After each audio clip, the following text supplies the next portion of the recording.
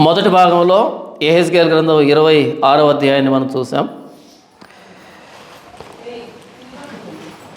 తూరుకి దేవుడు ప్రకటించినటువంటి శిక్ష, తీర్పు. ప్రభువైన యేసుక్రీస్తు వారు అయ్యో కొరాజిన, అయ్యో బేత్సైదా అన్నట్టుగా అయ్యో తూరు అని ప్రవక్త అయిన యెహెజ్కేలు అంగలార్పుని ప్రవచనాన్ని మనం ధ్యానించాం. తూరు నాశనమైంది. అయితే ప్రభువైన యేసుక్రీస్తు వారి ప్రాణత్యాగాన్ని బట్టి తూరు కంటే కఠినాత్మలైన మనం ప్రభువైన యేసుక్రీస్తు వారి శిలువ త్యాగాన్ని బట్టి క్షమించబడ్డ, ఉచితంగా నీతిమంతులకు పరిశుద్ధులుగా మారాం. దేవుని గుర్తించి ప్రభువైన యేసుక్రీస్తు వారి రక్తం మనల్ని తప్పించింది. అయ్యో తూరు అన్నది 26వ అధ్యాయం అయితే, క్రీస్తుని రక్షకుడు కలిగిన మనం ఎంత ధన్యులమి అనేది మనకు వర్తించేటువంటి మాట.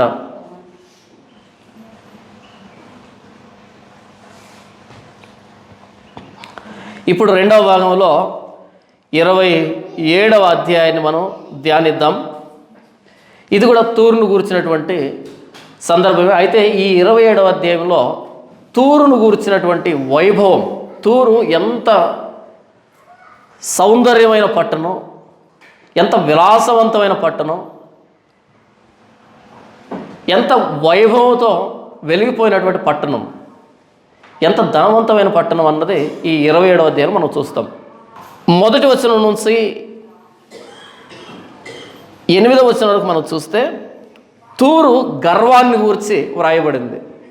అంత డబ్బు ఉన్నప్పుడు, అంత అందం ఉన్నప్పుడు, అంత సౌకర్యం ఉన్నప్పుడు ఏమొస్తుంది? గర్వం వస్తుంది కదా. మరియు యెహోవా వాక్కు నాకు ప్రత్యక్షమై ఇలాగ సెలవిచ్చును, నరపుత్రుడా, తూరు పట్టణమును గూర్చి అంగలార్పు వచనమెత్తి దానికి ఇలాగ ప్రకటన చేయము. సముద్ర రేవుల మీద నివసించుదానా, అనేక ద్వీపములకు ప్రయాణం చేయు వర్తక జనమా, ప్రభువైన యెహోవా సెలవిచ్చున్నదేమనగా, తూరు పట్టణమా, నేను సంపూర్ణ సౌందర్యము కలదానినని నీవు అనుకునుచున్నావే. ఏమనుకుంటుందంట? నేను సంపూర్ణ సౌందర్యము గల పట్టణమని నీవు అనుకునుచున్నావే. నీ సరిహద్దులు సముద్రముల మధ్య ఏర్పడిను, నీ శిల్పకారులు నిన్ను సంపూర్ణ సౌందర్యము గలదానిగా చేసి ఉన్నారు. నీ ఓడలను శనీరు దేశపు సరళ వృక్షపు మ్రానుతో కట్టుదురు, లెబానోను దేవదారు మ్రాను తెప్పించి నీ ఓడ కొయ్యలు చేయుదురు, బాషాను యొక్క సింధూరు మ్రాను చేత నీ కోలను చేయుదురు.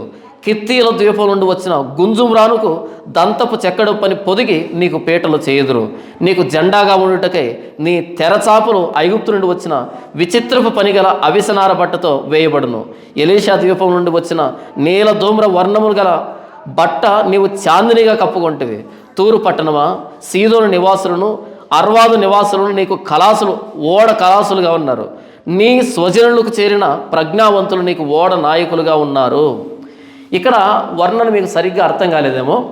తూరు పట్టణాన్ని అంతటినీ ఓడతో వర్ణిస్తున్నాడు. ఓడతో తూరు పట్టణాన్ని దేంతో పోలుస్తున్నాడు? ఓడతో పోలుస్తున్నాడు. ఒక ఖరీదైనటువంటి అందమైనటువంటి ఓడతో తూరు పట్టణాన్ని పోలుస్తున్నాడు. ఇప్పుడు మరొకసారి చదివినిపిస్తుంది చూడండి. అంటే ఇది చదవగానే దేని గురించి మాట్లాడుతున్నాడు అని అనుకుంటారు చాలామంది. పట్టణాన్ని ఓడతో పోలుస్తున్నాడు. ఓడ అందాన్ని పోలుస్తూ దాన్ని తూరు పట్టణానికి మనం అన్వయించుకోవాలి. చూడండి 3వ వచనం, సముద్రపు రేవుల మీద నివసించుదానా. సముద్ర రేవుల మీద ఎవరు నివసిస్తారు? ఓడ. రేవుల్లో ఉండేది ఏంటి? ఓడ. సముద్ర రేవుల మీద నివసించుదానా, అనేక ద్వీపములకు ప్రయాణము చేయి వర్తక జనమా. అందులో వర్తక జనం ఉంటారు. ఓడలో అనేక ద్వీపాలకు అటు ఇటు తిరుగుతూ ఉంటారు. వర్తక జనమా, ప్రభువైన యెహోవా సెలవిస్తున్నదేమనగా, తూరు పట్టణమా, నేను సంపూర్ణ సౌందర్యము కలదాన్నని నీవు అనుకొనుచున్నావే. నీ సరిహద్దులు సముద్రముల మధ్య ఏర్పడెను. ఓడ సరిహద్దు ఎక్కడెక్కడికి ఉంటాయి? ఓడకి సరిహద్దులు ఈ సముద్రమే దాని సరిహద్దు. నీ శిల్పకారులు నిన్ను సంపూర్ణ సౌందర్యము గలదానిగా చేసి ఉన్నారు. ఓడను నిర్మించేటప్పుడు శిల్పకారులు కావాలి. అంటే దాన్ని డిజైన్ చేయడానికి శిల్పకారులు నిన్ను సంపూర్ణ సౌందర్యం గలదానిగా చేసి ఉన్నారు. నీ ఓడలను శనీరు దేశపు సరళ వృక్షపు మ్రానుతో కట్టుదురు. ఆ కలప ఎక్కడి నుంచి వచ్చింది? శనీరు దేశపు సరళ వృక్షపు మ్రానుతో. అంటే ఇంపోర్టెడ్ వుడ్ అనమాట. అక్కడ దొరికింది కాదు ఇది, శనీరు దేశం నుంచి వచ్చిందంటే ఇంపోర్టెడ్ వుడ్. అది బాగా ఖరీదైనటువంటి కలప. మొన్న టౌన్కి వెళ్తే ఏదో చెక్కలు కొందామని ఏదో పనికి వెళ్తే అక్కడ కొయ్య దగ్గర ఆ కొయ్య మిషన్ ఉంటుంది కదా, కొయ్య మిషన్ దగ్గర పొడవాటి పెద్ద ఒక స్తంభానికి, ఇది ధ్వజస్తంభం ఉంటుంది కదా హైందవ గుడుల్లో, ఆ ధ్వజస్తంభానికి ఒక టేకు మ్రాను తీసుకొచ్చారు. ఇక్కడ నుంచి అదిగో ఆ గోడంత దూరం ఉంటుంది. ఎంత ఎంత అంటే అది దాదాపు 40 అడుగులు, 40 అడుగులు పొడవు. ఇక్కడ నుంచి 40 అడుగులే, 40 అడుగులు పొడవు ఉంది. అది ఇంతలా ఉంది. అది ఎంత అని అడిగాను. ఎంత ఉంటుంది చెప్పండి మీరు? ఇంతలా 40 అడుగులు పొడవు, చక్కగా ఉంది, స్కేల్ పెట్టి గీసినట్టుంది. అది ఆయన చెప్పాడు 6 లక్షలు. 6 లక్షలా అంటే సార్ 6 లక్షలు కొయ్యకే, మరి దాన్ని ఆ తొక్క బెరడంతా తీసి రౌండ్కి చేశాడు కదా, దానికి 2 లక్షలు. ఏంటి 2 లక్షలా సార్? ఇంకా అయిపోలేదు, ఫినిషింగ్ వర్క్ ఉంది. అంత ఖరీదు ఎందుకంటే ఇది వచ్చింది ఎక్కడి నుంచి అంట? మెక్సికోనో అర్జెంటీనా ఏదో చెప్పాడు, అమెరికా ఏదో చెప్పాడు, అక్కడి నుంచి వచ్చిందంట, ఇంపోర్టెడ్. అది మన భారతదేశంలో 40 అడుగులు పొడవు ఇంతలాగా ఉండేది ఎక్కడుంది? ఉన్నా సరే మనకు అంత ముచ్చట ఎక్కడ ఉంటుంది? అక్కడి నుంచి షిప్పులు వస్తాయి కదా, మనకు కూడా చెప్పుకోవడానికి కొంచెం ఘనంగా ఉంటుంది. ఇంపోర్టెడ్ సార్ ఇది అంటున్నాడు. ఇక్కడ అదే అంటున్నాడు చూడండి, నీ ఓడలను శనీరు దేశపు సరళ వృక్షపు మ్రానుతో కట్టుదురు. మొత్తం ఇంపోర్టెడే కలపంతా, అవునా? ఇంపోర్టెడ్ కలప. తర్వాత లెబానోను దేవదారు మ్రాను తెప్పించి నీ ఓడ కొయ్యలు చేయదురు. ఈ ఓడ కొయ్యలు ఎక్కడి నుంచి వచ్చాయంటే లెబానోన్లో ఉండి దేవదారు మ్రాను, పైన సరళపు మ్రాను శనీరు నుంచి, ఇక్కడ దేవదారు మ్రానుతో ఆ ఓడ కొయ్యలు. మరి ఓడను నేను ఎప్పుడు దగ్గర నుంచి చూడలేదు, అంటే అన్ని భాగాల గురించి నాకు తెలియదు కాబట్టి మొత్తానికి సూచాయిగా చెప్తున్నారు. మీరు కూడా అలా ఊహించేసుకోండి, ఎక్కడో ఉంటాయిలే, ఓడ ఉంటాయి కదా ఇవన్నీ. ఎప్పుడైనా ఆ ఓడ రైలుకి వెళ్తే లోపలికి దిగి అప్పుడు నేను చూసేసి మీకు చెబుతాను. ప్రస్తుతానికైతే అర్థం చేసుకుందాం. లెబానోను దేవదారు మ్రాను తెప్పించి నీ ఓడ కొయ్యలు చేయదురు. బాషాను యొక్క సింధూర మ్రాను చేత నీ కోలలు చేయదురు. కోల అంటే తెలుసా? ఏంటి కోల అంటే? ఇలా తెడ్డు, ఇలా తెడ్లు వేస్తారు కదా, నాకు తెలియదని ముందే చెప్పారు కాబట్టి ఒకవేళ ఏదైనా పొరపాటు అయితే ముందే కండిషన్స్ అప్లై కాబట్టి నేను తెడ్ అనుకుంటా, ఇలా తెడ్లు ఉంటాయి కదా వాటి అనుకుంటా, కాబట్టి మీరు కూడా అది ఫిక్స్ అవ్వండి. కాకపోతే క్షమించేసేయండి. ఎక్కడుంది అది? బాషాను యొక్క సింధూర మ్రాను చేత నీ కోరలు చేయుదురు. కిత్తీయుల ద్వీపం నుండి వచ్చిన గుంజు మ్రానుకు దంతపు చెక్కడపు పని పొదిగి నీకు పీటలు చేయదురు. ఆ పీటలు ఎక్కడుంటాయో తెలియదు నాకు. 7వ వచనం, నీకు జెండాగా ఉండుటకై నీ తెరచాపులు ఐగుప్తు నుండి వచ్చిన విచిత్రపు పనిగల అవిసనార బట్టతో చేయబడును. జెండా అంటే ఇవే కదా, ఈ పైన తెరలు తిప్పుతుంటారే, ఆ గాలిని బట్టి దిశను నిర్ణయించేటివి, అవే కదా జెండా అంటే. ఇదొకటి కరెక్ట్. నీకు జెండాగా ఉండుటకై నీ తెరచాపులు ఐగుప్తు నుండి వచ్చిన విచిత్రపు పనిగల, ఇది ఇంపోర్టెడ్ ఫ్రమ్ ఈజిప్టు. అది కూడా ఏంటంటే అందులో కూడా ఫైన్ క్వాలిటీ అనమాట. విచిత్రపు పని గల, విచిత్ర పని అంటే చేత్తో చేశారేమో బహుశా. విచిత్రపు పని గల అవిసనార బట్టతో చేయబడును. ఆ అవిసనార బట్ట అంట. తర్వాత ఎలీషా ద్వీపం నుండి వచ్చిన నీల ధూమ్ర వర్ణములు గల బట్ట నీవు చాందినిగా కప్పుకుంటుంది. నీల ధూమ్ర వర్ణములు గల బట్ట, ఇంగ్లీష్లో చదువుకొని దాన్ని అర్థం చేసుకోవాలి. చాందినిగా కప్పుకుంటుంది. తర్వాత తూరు పట్టణమా, సీదోను నివాసులను అర్వాదు నివాసులను నీకు ఓడ కలాసులుగా ఉన్నారు. నీ స్వజనులకు చేరిన ప్రజ్ఞావంతులు నీకు ఓడ నాయకులుగా ఉన్నారు. అందులో పనిచేసే కలాసులు ఎక్కడి నుంచి వచ్చారంట? అర్వాదు నివాసులు. బహుశా వాళ్ళు ఓడలు నడిపించే అందులో నైపుణ్యం సంపాదించిన వాళ్ళేమో బహుశా. తర్వాత నీ స్వజనులకు చేరిన ప్రజ్ఞావంతులు నీకు ఓడ నాయకులుగా ఉన్నారు. ఓడను నడిపేటువంటి నాయకులు ప్రజ్ఞావంతులు, తెలివైన వాళ్ళు. అంటే గ్రూప్ 1 పాస్ అయిన వాళ్ళకి ఇచ్చారేమో, అంత తెలివైన వాళ్ళు అన్నమాట. ఇదంతా తూరు పట్టణాన్ని ఒక ఓడతో పోల్చి చెబుతున్నాడు. ఓడ ఎంత అందంగా ఉందో. ఇప్పుడు తూరు పట్టణం మీద, ఆ తూరు పట్టణానికి సరుకులు తీసుకొచ్చే ఓడ ఎంత అందంగా ఉంటే మరి ఇది ఎలాగుంటుంది? మీరు ఎప్పుడైనా ఓడను చూడండి, అంత అందంగా ఉండవు. పట్టణం అందంగా అలంకరించుకోవచ్చు, ఓడ వెళ్ళి వెళ్ళి వచ్చి కొంచెం మాయొచ్చేమో. ఇది అంత అందంగా ఉంది అని మాట్లాడుతున్నాడు. ఓడతో తూరుని పోలుస్తూ ఉన్నాడు. ఇది 1వ వచనం నుంచి ఈ 8వ వచనం వరకు తూరు ఇంత గర్విష్టి కావడానికి కారణం చెప్తున్నాడు.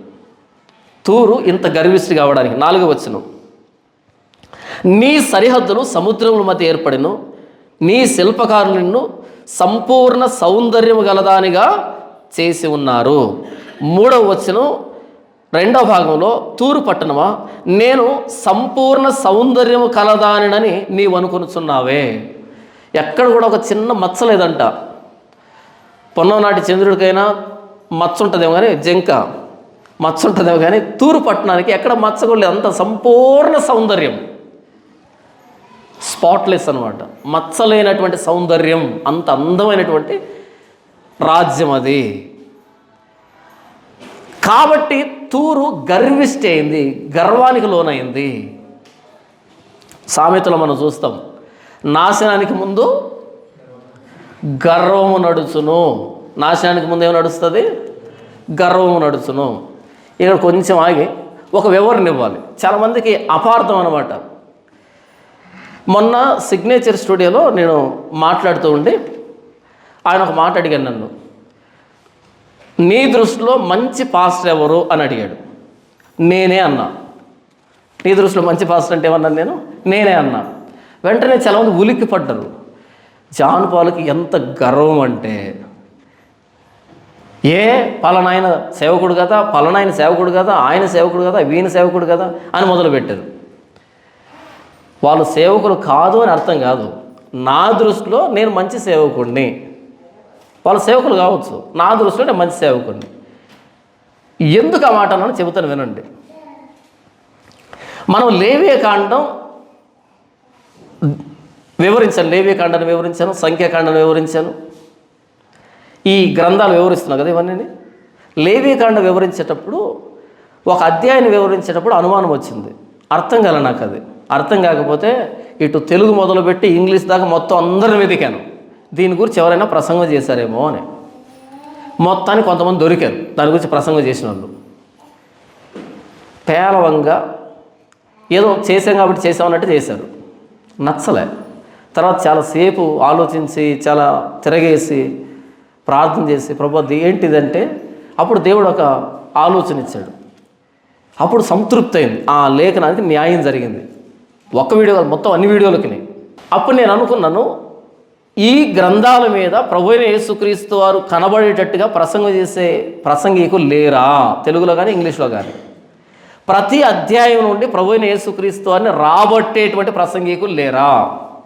మీరు మొదటి భాగంలో చూశారు కదా, 26వ అధ్యాయాన్ని తీసుకుని వెళ్ళి ఎవరికైనా ఇవ్వండి ప్రసంగికుడికి, మీకు ఇష్టం వచ్చిన ప్రసంగికుడు ఇచ్చి, దీంట్లో నుంచి యేసు ప్రభు బయటకు రావాలి, ప్రసంగం చేయి అని అడగండి. వస్తాడంటావా? అక్కడ ఉందా అవకాశం? రాడు. ఇప్పుడు నేను తీసుకొని వచ్చాను ఆయన్ని. ఇది నా గొప్పతనం కాదు, దేవుడిచ్చిన జ్ఞానం ఇది, దేవుడిచ్చిన తలాంత్ ఇది, నాది కాదు. ఇది ఉదయం చేసిన ప్రసంగం నాది కాదు, ఇంతవరకు నేను చేసిన ప్రసంగాలు నావి కాదు. ఆయన దగ్గర సాగిలు పడితే, ప్రభువా నీవు సహాయం చేయకపోతే నా వల్ల కాదని ఆయన వేడుకుంటే వచ్చినటువంటి సమాచారం ఇది, ఆయన ఇచ్చినటువంటి సమాచారం ఇది, నాది కాదు ఇది. నేను రాత్రి ఎంతకు వచ్చింది తెలుసా? 1 అయింది. ఉదయం ఎంతకు లేచింది తెలుసా? 5కి. నిద్రపోయింది ఎంతసేపు చెప్పండి? 1 నుంచి 5కి ఎంత దూరం? ఎన్ని గంటలు? 4 గంటలు.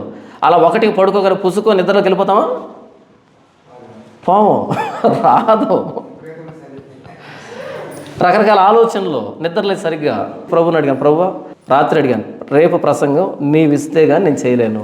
ఉదయాన్ని అడిగాను, నువ్వు ప్రసంగం ఇస్తే ఏదైనా చేస్తాను కానీ నా వల్ల నాకేమీ తెలియదు, ఎందుకంటే అంత సమయం లేదు. మిగిలిన రోజులు కూడా సమయం ఉందని కాదు, దేవుని అడిగే ప్రసంగం తీసుకుంటాను నేను.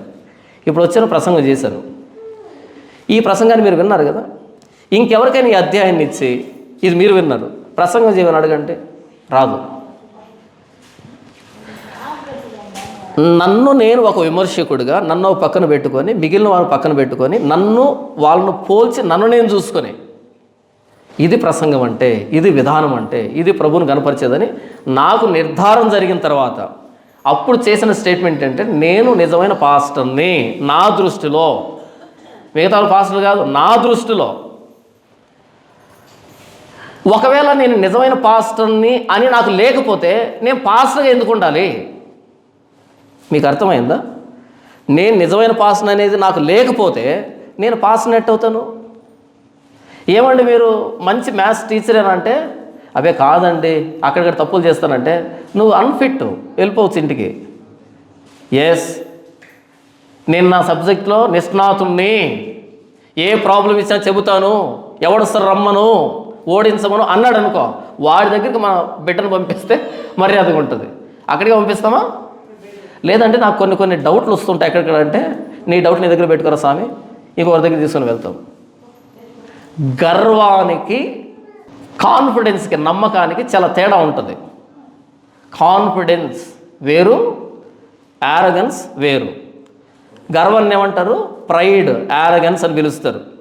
గర్వం అనేది ఇలా చూస్తారు.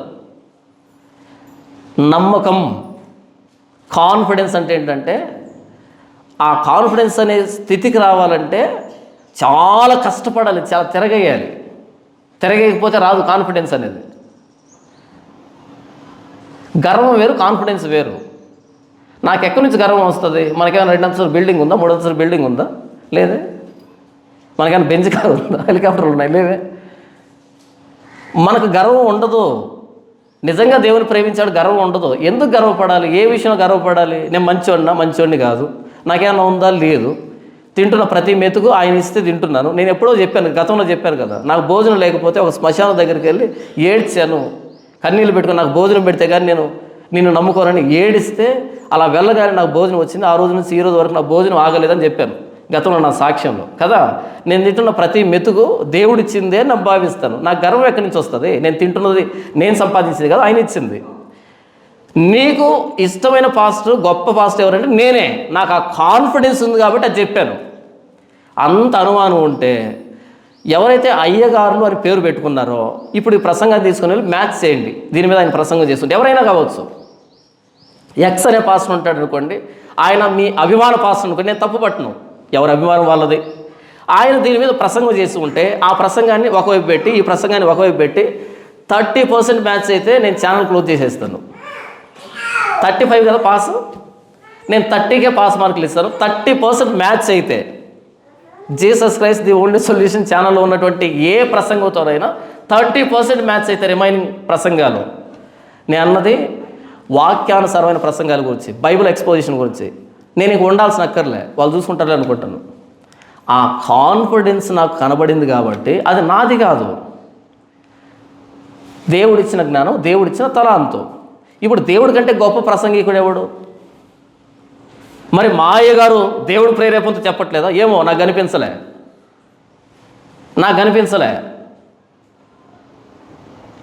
ఒక సహోదరుడు ఉండే, అన్న చెప్పాడు, సమరయ స్త్రీ సందర్భం తీసుకున్నాడంటే కాపరి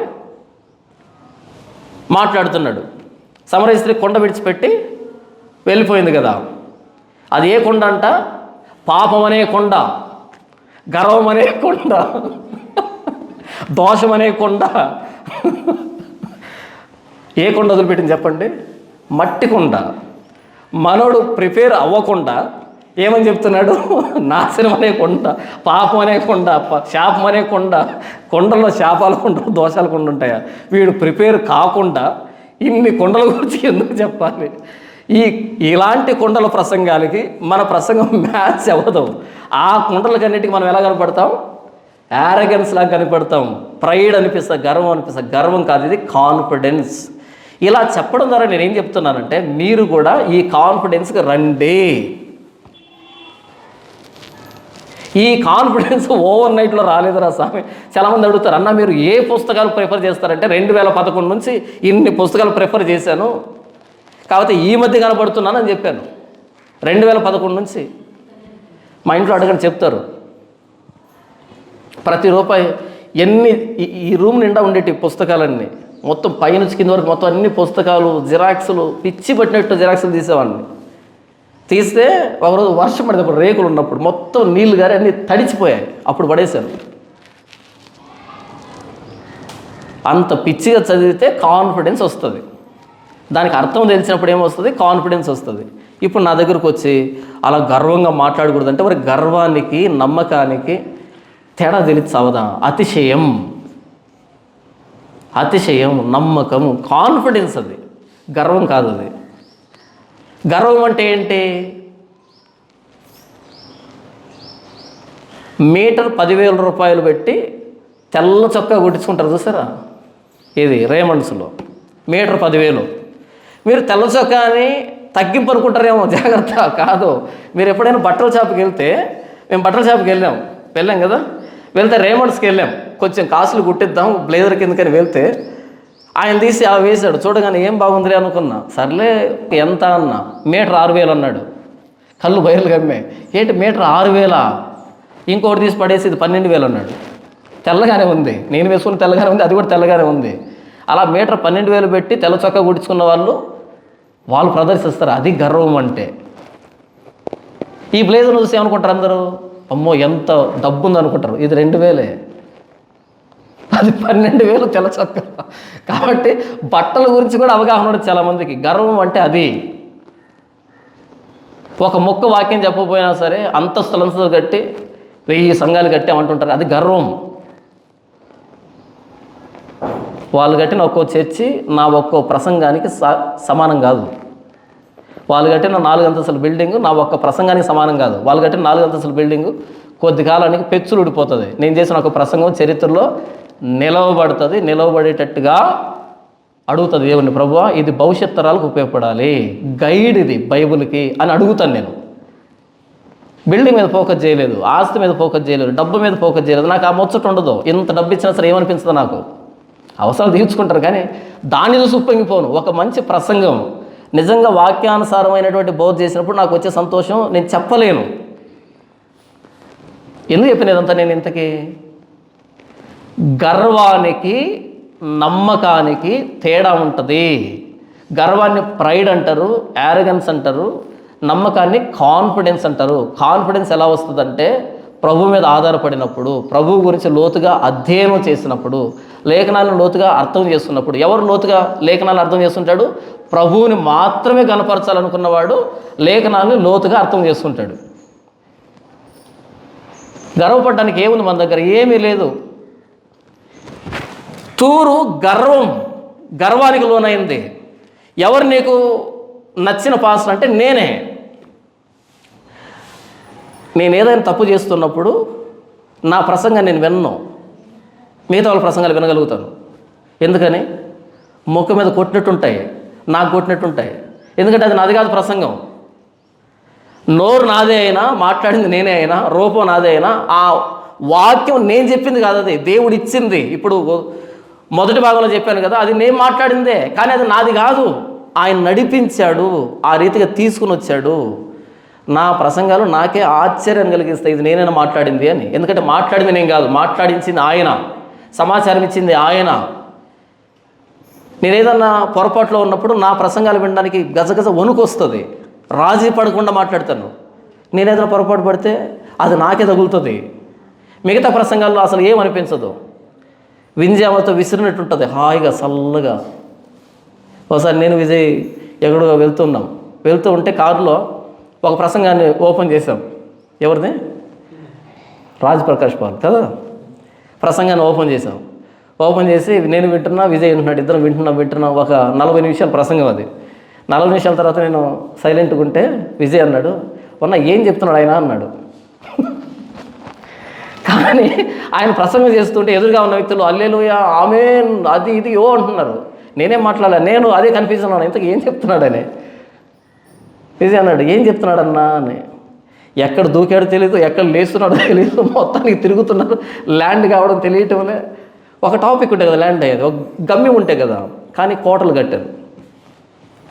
గర్వానికి కాన్ఫిడెన్స్కి చాలా తేడా ఉంటుంది. కాన్ఫిడెన్స్గా ఎవరు ఉంటారు అంటే దేవుణ్ణి అర్థం చేస్తున్నాడు, లేఖనాల్ని అర్థం చేస్తున్నాడు. లేఖనాలు అర్థం చేసుకోవడానికి తన జీవితాన్ని ఇచ్చివేసిన వాడు కాన్ఫిడెంట్గా ఉంటాడు. నేను ఎందుకు కాన్ఫిడెంట్గా ఉన్నాను అంటే, మీరు కూడా ఇలా కాన్ఫిడెంట్గా తయారవ్వండి, నోటుకు వచ్చిందలా వాక్కండి. నిన్న ఒక ఆయన మాట్లాడుతాడు నాతోని, ఏమని మాట్లాడుతుంటే, అన్న మీరు యూట్యూబ్లోకి రాకముందు వీళ్ళు చేసిన ప్రసంగం ఒకలాగా ఉండేది, ఇప్పుడు మీరు వచ్చిన తర్వాత వీళ్ళు ప్రసంగాలు మారాయన్న, అది ఎవరికి అర్థం కావట్లేదు, మీ వల్లే మారింది అని అంటున్నాడు. మన వ్యక్తి మాట్లాడాడు నాతో, ఏమనంటే, అన్న నేను కేసుకి వెళ్ళాను, పోలీస్ స్టేషన్ వెళ్తే ఆయన అంటున్నాడు, అన్న ఎప్పటి నుంచో మీ ప్రసంగాలు వింటున్నాను కానీ మీకు నేను చెప్పలేదు అని అంటున్నాడు. ప్రసంగ ధోరణి మారింది. ఇప్పుడు సబ్జెక్ట్ దగ్గరికి వస్తున్న చాలామంది ఎందుకని రెచ్చగొట్టడం ద్వారా, ప్రొవోక్ చేయడం ద్వారా ఇలా కాన్ఫిడెంట్గా ఉండండి అని. అక్కడ కూర్చొని నేను మంచి పాస్టర్, నేనే పాస్టర్ అంటే దాని అర్థం మిగతా వాళ్ళు పాస్టర్లు కాదని కాదు. ఇలా మారండి, సబ్జెక్ట్ చెప్పండి. ఇన్ని వనరులు ఉన్నాయి, ఎందుకని వనరులు ఉపయోగించుకోరు? ఎందుకని దేవుడు నాతో ఇలా మాట్లాడుతున్నారు ఎందుకని రీసెర్చ్ చేయరు? రీసెర్చ్ చేస్తే కదా కాన్ఫిడెన్స్ వస్తుంది. ఇప్పుడు వచ్చి జాన్ పాల్ అంటాడు మిగతా పాస్టర్లు కాదంట, భారతదేశంలో పాస్టరే కనబడలేదంట. నిజంగానే కనబడలే. కనబడితే ఎందుకు చెప్పండి? నేను చాలామంది ఫోన్ చేసి అడుగుతారు, అన్న మీకు నచ్చిన ఒక పాస్టర్ పేరు చెప్పండి. తెలీదు, నిజంగానే లేరు. వింటాను, వినడని కాదు, కానీ నాకేదైనా బాధ వచ్చినప్పుడు, సమస్య వచ్చినప్పుడు, నాకు ఇది అర్థం కాలేదన్నప్పుడు ఈ వ్యక్తి దగ్గరికి వెళ్తే నాకు సమాధానం దొరుకుతుందనే వ్యక్తి లేడు. ట్రావెల్ చేసేటప్పుడు వింటాను, ఏం చెప్తున్నారు, ఎవరు ఎటు పోతున్నారు, ఎవరు దేని మీద ఫోకస్ చేస్తున్నారు, అలా వింటాను తప్ప ఈయన దగ్గరికి వెళ్తే కంప్లీట్గా వాక్యం చెప్తాడు, సొల్లు చెప్పడు, కరెక్ట్గా వాక్యాన్ని వివరిస్తాడు అనే వ్యక్తి నాకు కనపడలే. ఒకవేళ ఉంటే నాకు రెఫర్ చేయండి. ఏంటి కనబడలేదంటే కనబడలేదు, అందుకే నేను చెప్పాను నేనే.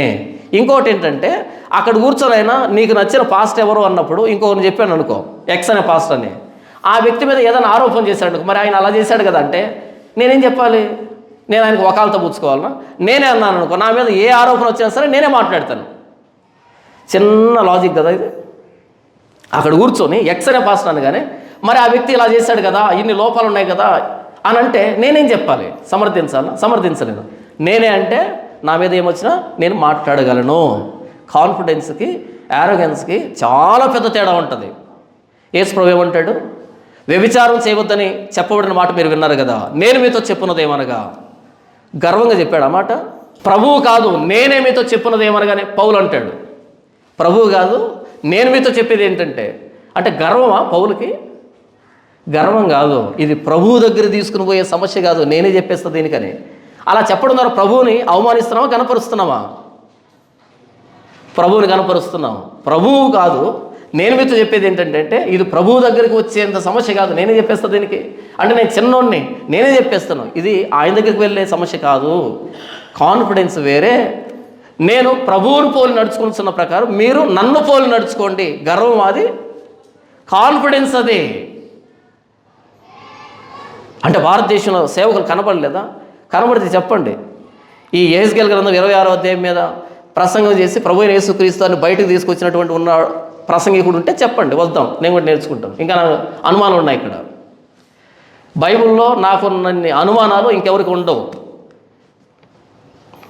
అన్నిటికీ సమాధానం చెప్తావు కదా అంటే, లేదు నాకు చాలా అనుమానాలు ఉన్నాయి.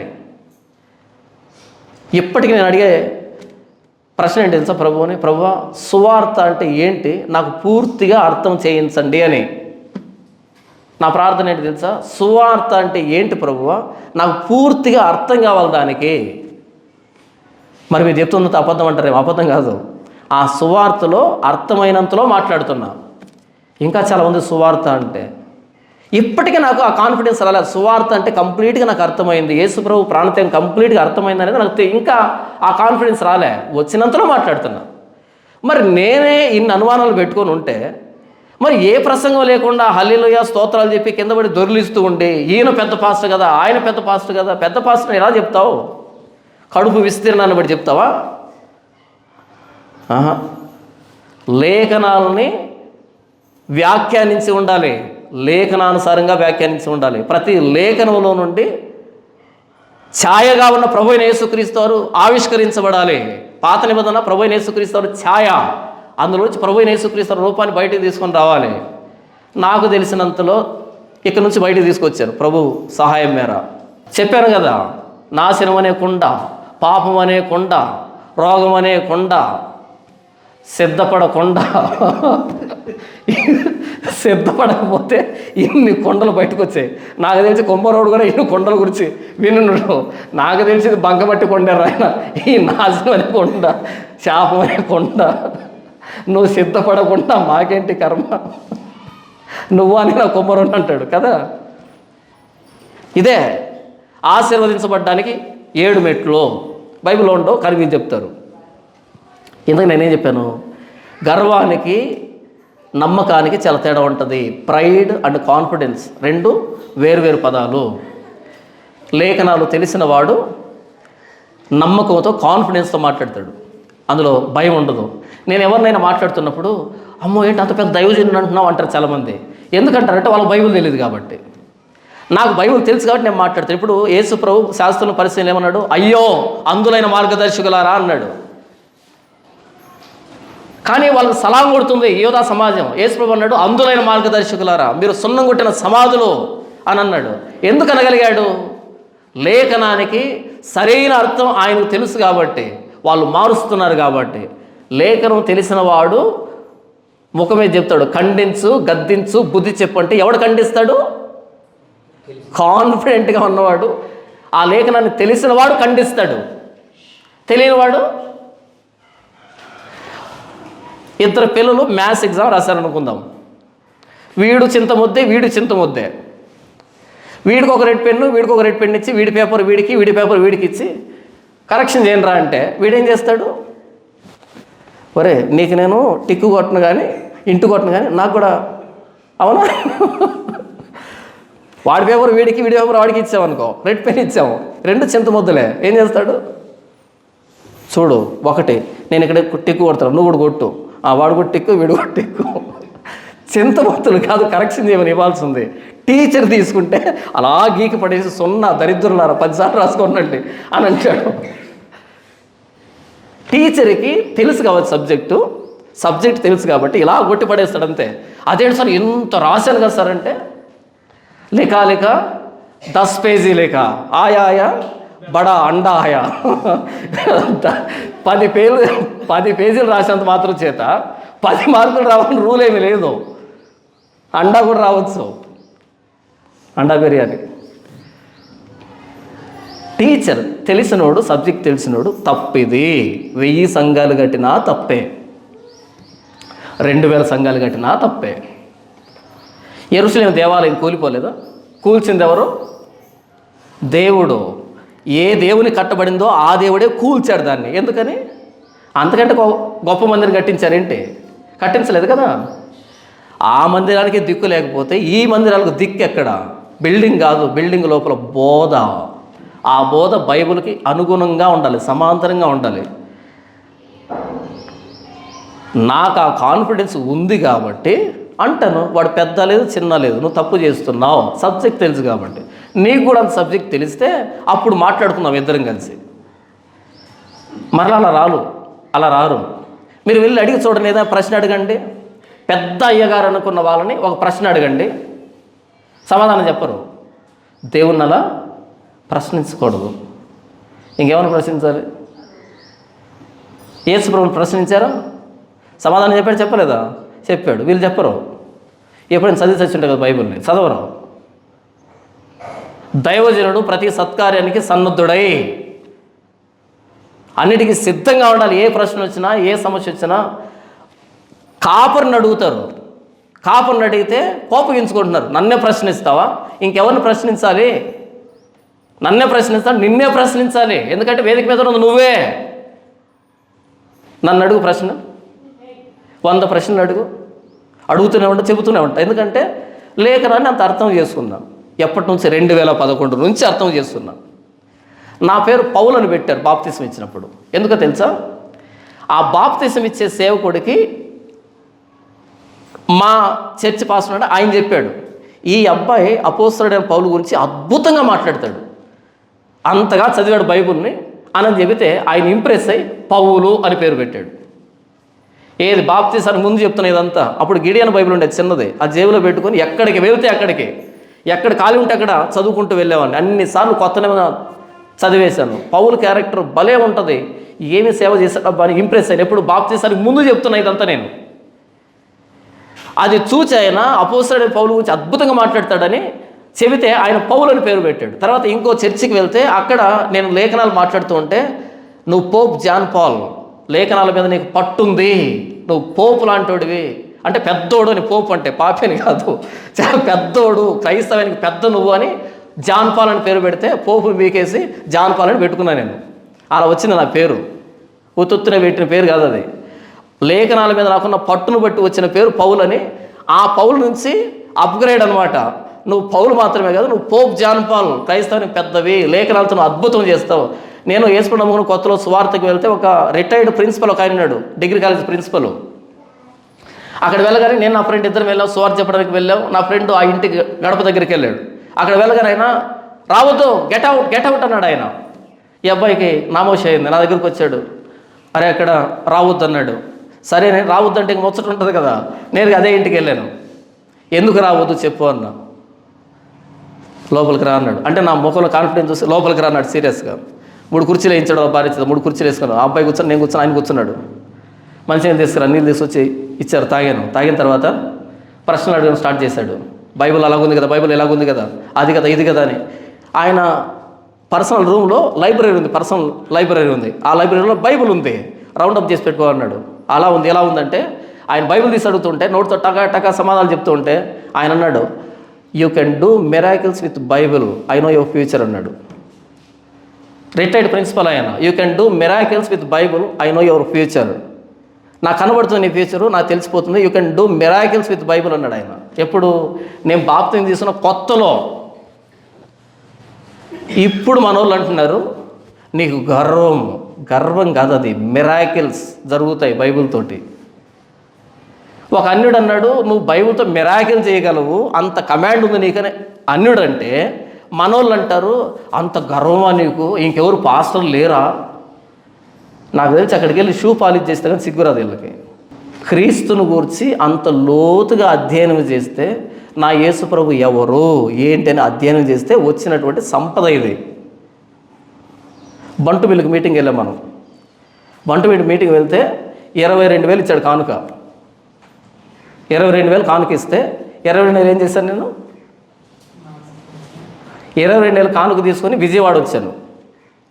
విజయవాడ వచ్చి ఏం చేశాను? 3 బైబిళ్ళు తీసుకున్నాను. సరిపోయిందా? నీ దగ్గర నుంచి 3,000 ఖర్చు పెట్టించాను. 22,000 ప్లస్ ఇక్కడ నుంచి 3,000, మొత్తం 25,000కి 3 బైబిల్ తెచ్చుకున్నా ఇంట్లోకి. మరి పోను రాను ఫ్యూయలు, పోను రాను తైలం పోయాలి కదా, దానికి మా ఖర్చులు ఉంటాయి కదా. విజయ్ కూడా ఇవ్వలే, నాకు లేదు. 22,000 ప్లస్ 3,000 తీసుకుని విజయ్ దగ్గర 3 బైబిల్ తెచ్చుకున్నా. అదే నా పిచ్చి.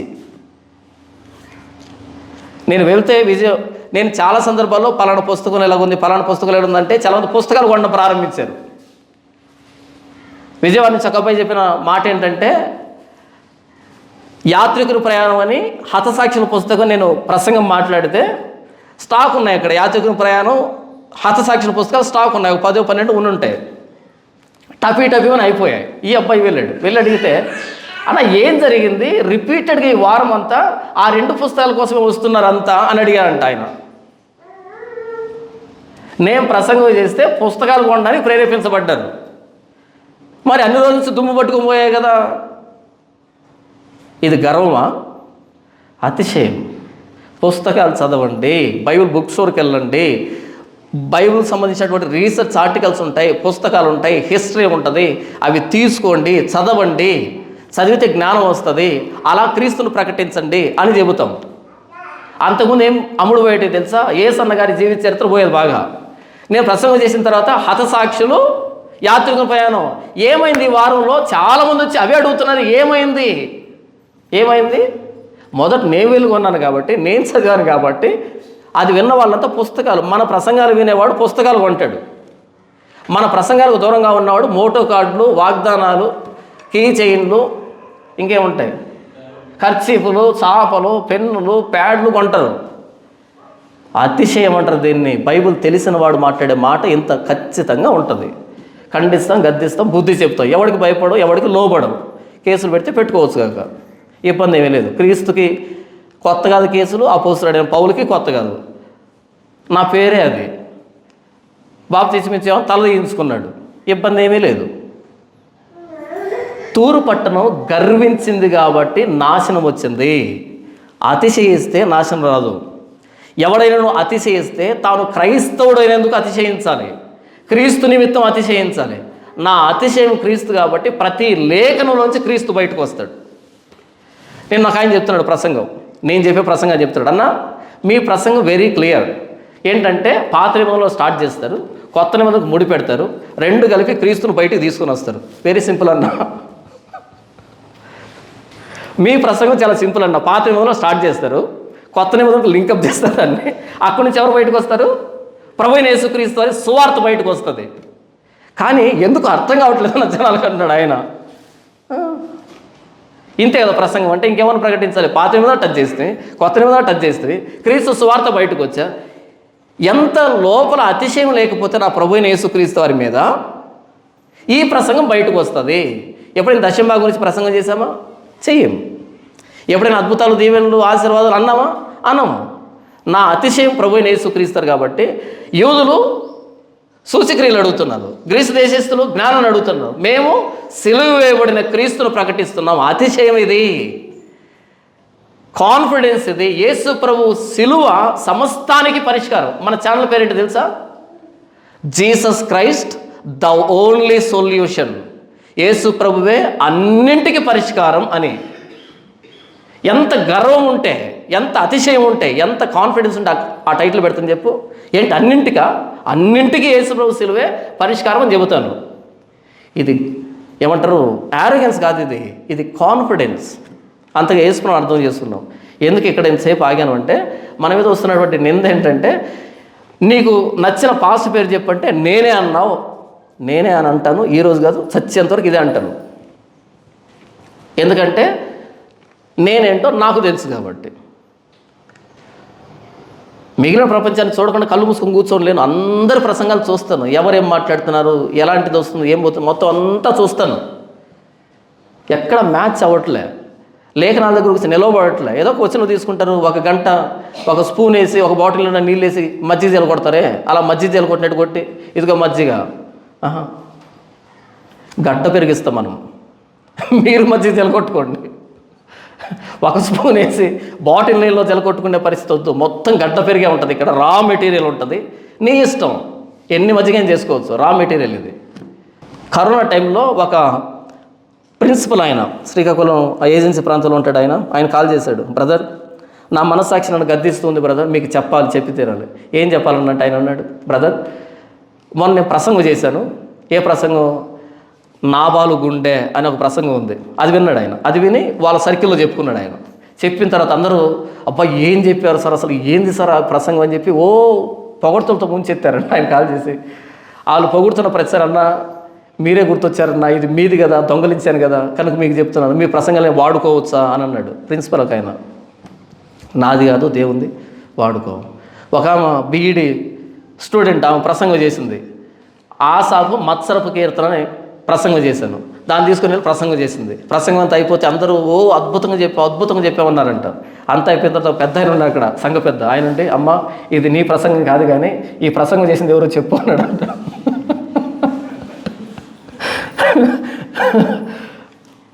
ప్రసంగం చేసింది అందరూ అద్భుతం అన్నారు. ఒక ముసలి అన్నాడు, ఇది నీది కాదు కానీ దీని వెనకాల పెద్ద తలకాయ ఉంటుంది, ఎవరు ఆ వ్యక్తి?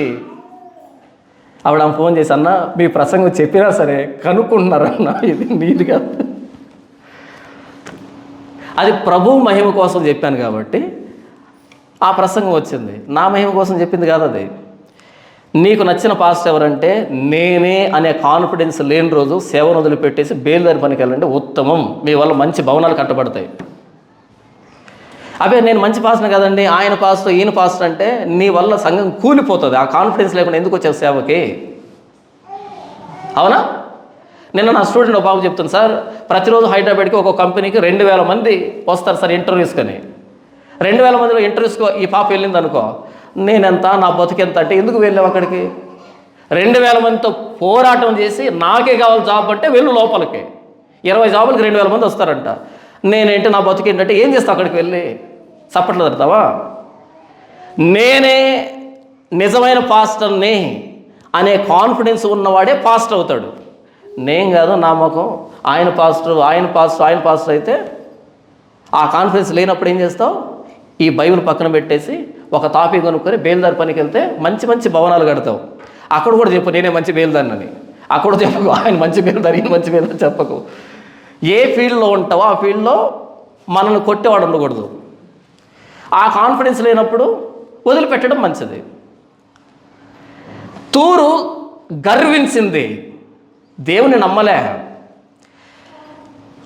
యెహోవా ఆశీర్వాదము ఐశ్వర్యమునిచ్చును, నరుల ప్రయాసం వల్లది ఎక్కువ కాదని రాయబడింది. ఐశ్వర్యాన్ని ఇచ్చేది ఎవరు? దేవుడు. తూరు ఐశ్వర్యవంతురాలైంది. ఎవరిచ్చారు? దేవుడిచ్చాడు. అలాంటి భూభాగం, ఆ ఓడరేవుకు అనుకూలమైనటువంటి భూభాగం ఇచ్చాడు కాబట్టి సంపన్నమైనటువంటి దేశమైంది. ఇప్పుడు ఎవరిని కనపరచాలి? తూరు దేవుని కనపరచాలి.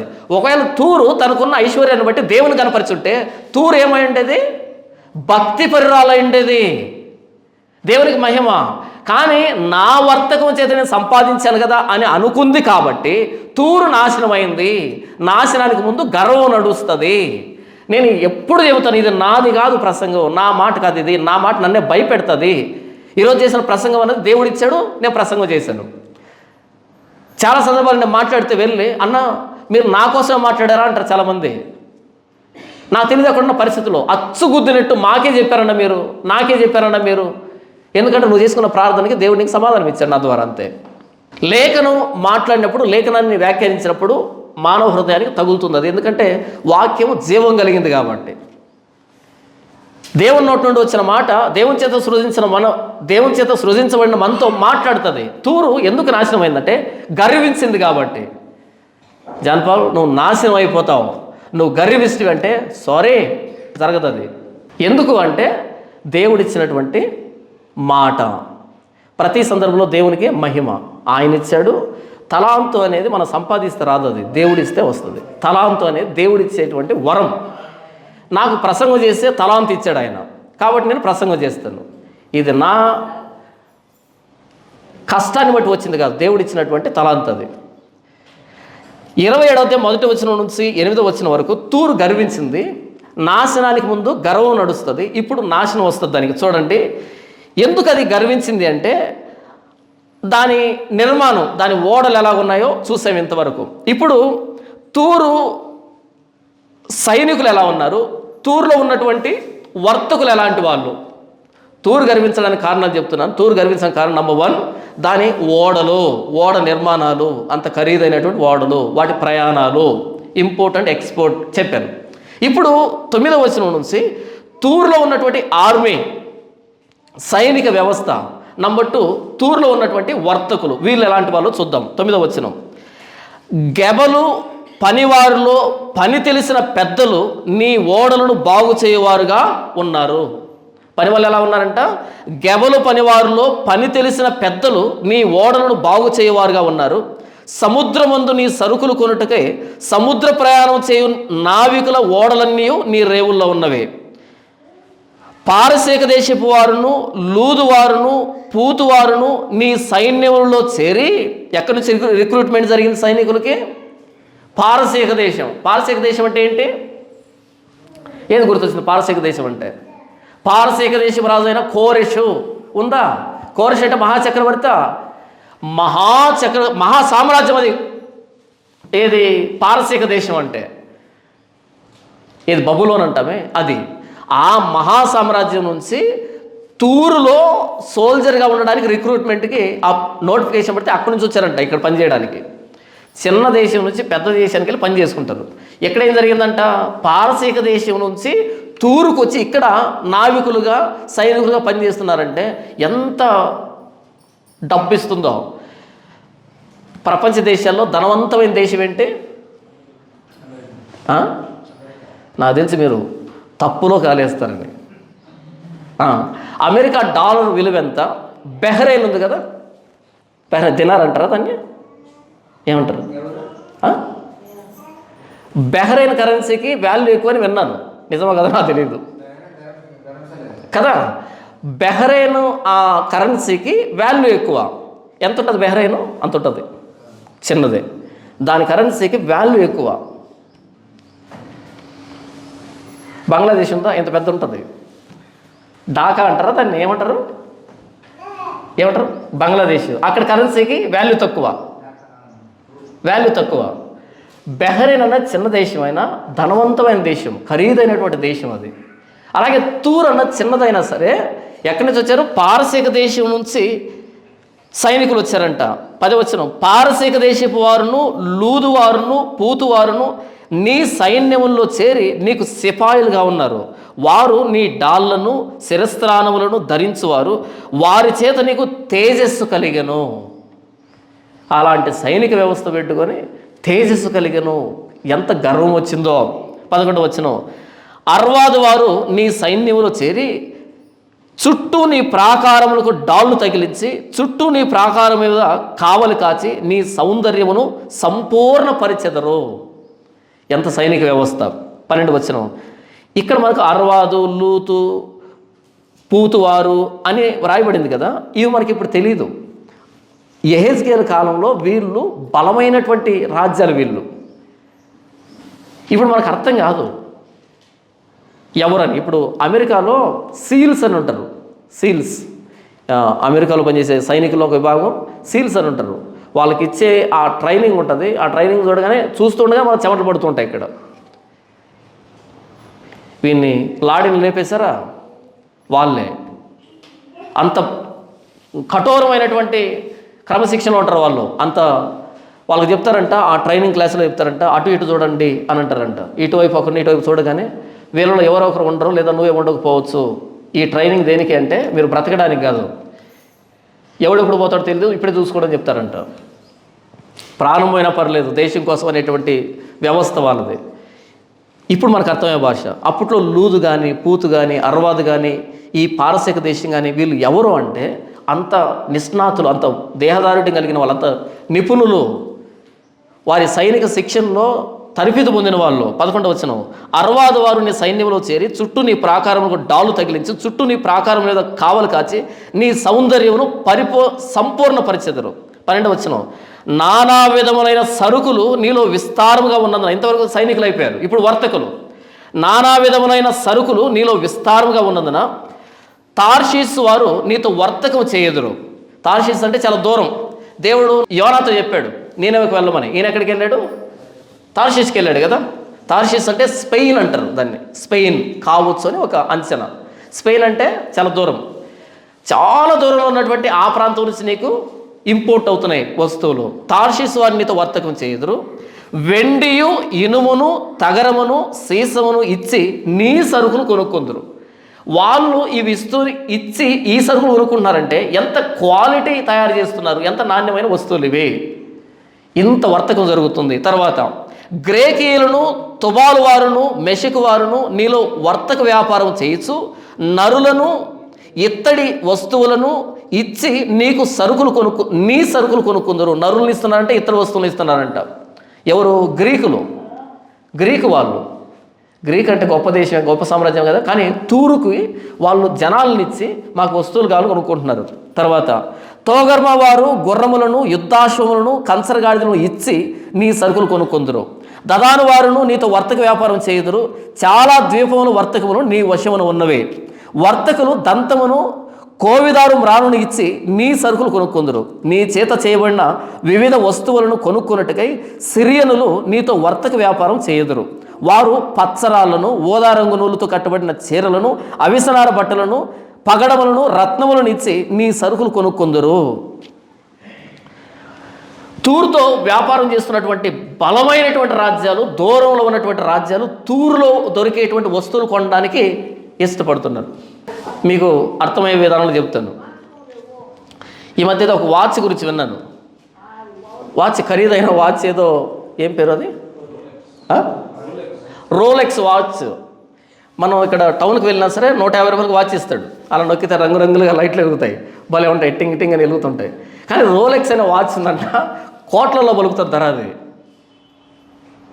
అది వాచ్, ఇది వాచే. ఇప్పుడు ఐఫోన్ ఉంది, ఎన్ని ఫోన్లు కొన్నా ఐఫోన్ కొన్నాం అనుకో, అది ఐఫోన్ పట్టుకొని తిరుగుతుంటే అది ఒక స్టేటస్ అనమాట. ఐఫోన్ అందరు వాడరు, అన్ని ఫోన్లే, ఐఫోన్ వేరు. అలాగే తూరులో దొరికేటువంటి వస్తువులు మా ఊర్లో ఉన్నాయి అనే స్టేటస్ సింబల్ ఆనాటి కాలంలో. అంత వర్తకం జరిగింది, అంత డెవలప్ అయింది తూరు. ఇకపోతే 17 వచనం చూడండి, ఇక్కడ నుంచి 17 నుంచి 25 వరకు ఆ తూరుతో యోధా ఇశ్రాయేలు కూడా వర్తకం చేశారు. ఎందుకంటే అక్కడే దొరుకుతాయి అంత నాణ్యమైనవి. చూడండి, మరియు యోధావారును ఇశ్రాయేలు దేశస్తులను నీలో వర్తక వ్యాపారం చేయొచ్చు, మిన్నీతు గోధుమలను, మిఠాయిలను, తేనెయు, తైలమును, గుగ్గిలమును ఇచ్చి నీ సరుకులు కొనుక్కొందురు. ఇక్కడ ఉండేటువంటి శ్రేష్టమైనవన్నీ వాళ్ళకిచ్చి అక్కడున్న వస్తువులు కొనుక్కుంటున్నారంట. ఎవరు? ఇశ్రాయేలు యూదులు కూడా. దమస్కు వారు హెల్బోను, ద్రాక్షరసమును, తెల్లబొచ్చును ఇచ్చి విస్తారమైన నీ సరుకులను, దినుసులను కొనుక్కొందురు. దదాను వారును, గ్రేకీయులను నూలు ఇచ్చి నీ సరుకులను కొనుక్కొందురు. ఇనుపు పనిముట్టును, కత్సియా, కెనాయాను, సుగంధ ద్రవ్యములను నీ సరుకులకు బదులియబడును. ఆ కత్సియా, కెనాయా అంటే ఏంటో మనకు తెలియదు. అలాంటి సుగంధ ద్రవ్యాలు ఇచ్చి కొనుక్కుంటున్నారంట. దదాను వారు విచిత్రమైన పనిగల చౌకపు తుండ్లు తీసుకుని అమ్ముదురు. అరవేలును, కేదారు అధిపతులందరూ నీతో వర్తకం చేయుదురు. వారు గొర్రె పిల్లలను, పొట్టేళ్లను, మేకలను ఇచ్చి నీ సరుకులు కొనుక్కొందురు. వీటినిచ్చి వారు నీతో వర్తకం చేయుదురు. క్షేమ వర్తకులను, రామవర్తకులను నీతో వర్తకం చేయుదురు. వారు అతి ప్రశస్తమైన గంధవర్గములను, విలువగల నానా విధమైన రత్నములను, బంగారమును ఇచ్చి నీ సరుకులు కొనుక్కొందురు. హారాను వారును, కన్నేవారును, ఏదైనా వారును, క్షేమ వర్తకులను, అశూరు వర్తకులను, కిల్మదు వర్తకులను నీతో వర్తకము చేయుదురు. వీరు నీలో వర్తకులై సొగసైన వస్త్రములను, ధూమ్రవర్ణము గలవియు, కుట్టు పనితో చేయబడిన బట్టలను, విలువగల నూలుగా బాగుగా చేయబడిన గట్టి త్రాలను ఇచ్చి నీ సరుకులు కొనుక్కొందురు. తార్షీసు ఓడలు నీకు బండ్లుగా ఉన్నవి. నీవు పరిపూర్ణమైన దానవై మహాఘనంగా సముద్రం మీద కూర్చున్నావు. ఎంత అద్భుతమైన పట్టణం! దేవుడు ఎంతగా ఆశీర్వదించాడు, ఎంత వ్యాపారం జరిగింది, ఎంత సైనిక వ్యవస్థ ఉంది, ఎంత కట్టుదిట్టమైన వ్యవస్థ, ఎంత అందమైనటువంటి పట్టణం అది. ఆ వర్ణం చూడండి 25లో, తార్షీసు ఓడలు నీకు బండ్లుగా ఉన్నవి, నీవు పరిపూర్ణమైన దానవై ఘనముగా సముద్రం మీద, మహాఘనముగా సముద్రం మీద కూర్చున్నావు. ఒక చిన్న పెన్సిల్తో డాట్ పెడితే ఎంత ఉంటుందో అంత చిన్న ఓడరేవును చూపించి దేవుడు చెప్తున్న మాట, నీవు పరిపూర్ణమైన దానవై మహాఘనముగా సముద్రం మీద కూర్చున్నావు. శాసించింది ఆనాటి ప్రపంచాన్ని వ్యాపారంలో. వ్యాపారం జరగాలి అంటే తూరును టచ్ చేయాల్సి ఉంది, తూరుకు వెళ్ళాల్సిందే, ఆ బండి తూరు నుంచి రావాల్సిందే. అంత వ్యాపారాన్ని తన చేతిలో పెట్టుకుంది. అలాంటి మేధావులు ఉన్నారు, అలాంటి తెలివైన వాళ్ళు అక్కడ ఉన్నారు తూరులో. కనుక తూరు గర్వించింది. ఇక్కడ ఒక విషయం చెప్తాను. ఒక MBBS డాక్టర్, ఆయనకు ఒక అద్భుతమైన ఆలోచన వచ్చింది. ఎంతసేపుని ఈ వైద్యం చేద్దాం, ఇటు వైద్యము ఇటు బిజినెస్ కూడా చేస్తే కొంచెం లాభసాటిగా ఉంటుందని బిజినెస్ చేద్దాం అనుకున్నాడు. బిజినెస్ చేద్దామని ఒక పాస్టర్ గారి దగ్గరికి వెళ్ళి, పాస్టర్ గారు అండి నేను బిజినెస్ చేయాలనుకుంటున్నాను, చేయొచ్చా లేదా? అప్పుడు ఆయన అన్నాడు, అయితే కనిపెట్టు. ఏం చేస్తావు? అయితే కనిపెట్టు, దేవుని చిత్తం ఏంటో తెలుసుకో అన్నాడు. ఈయన అడిగాడు, కనిపెట్టడం అంటే ఏంటి, దేవుని చిత్తం అంటే ఏంటి అని అన్నాడు.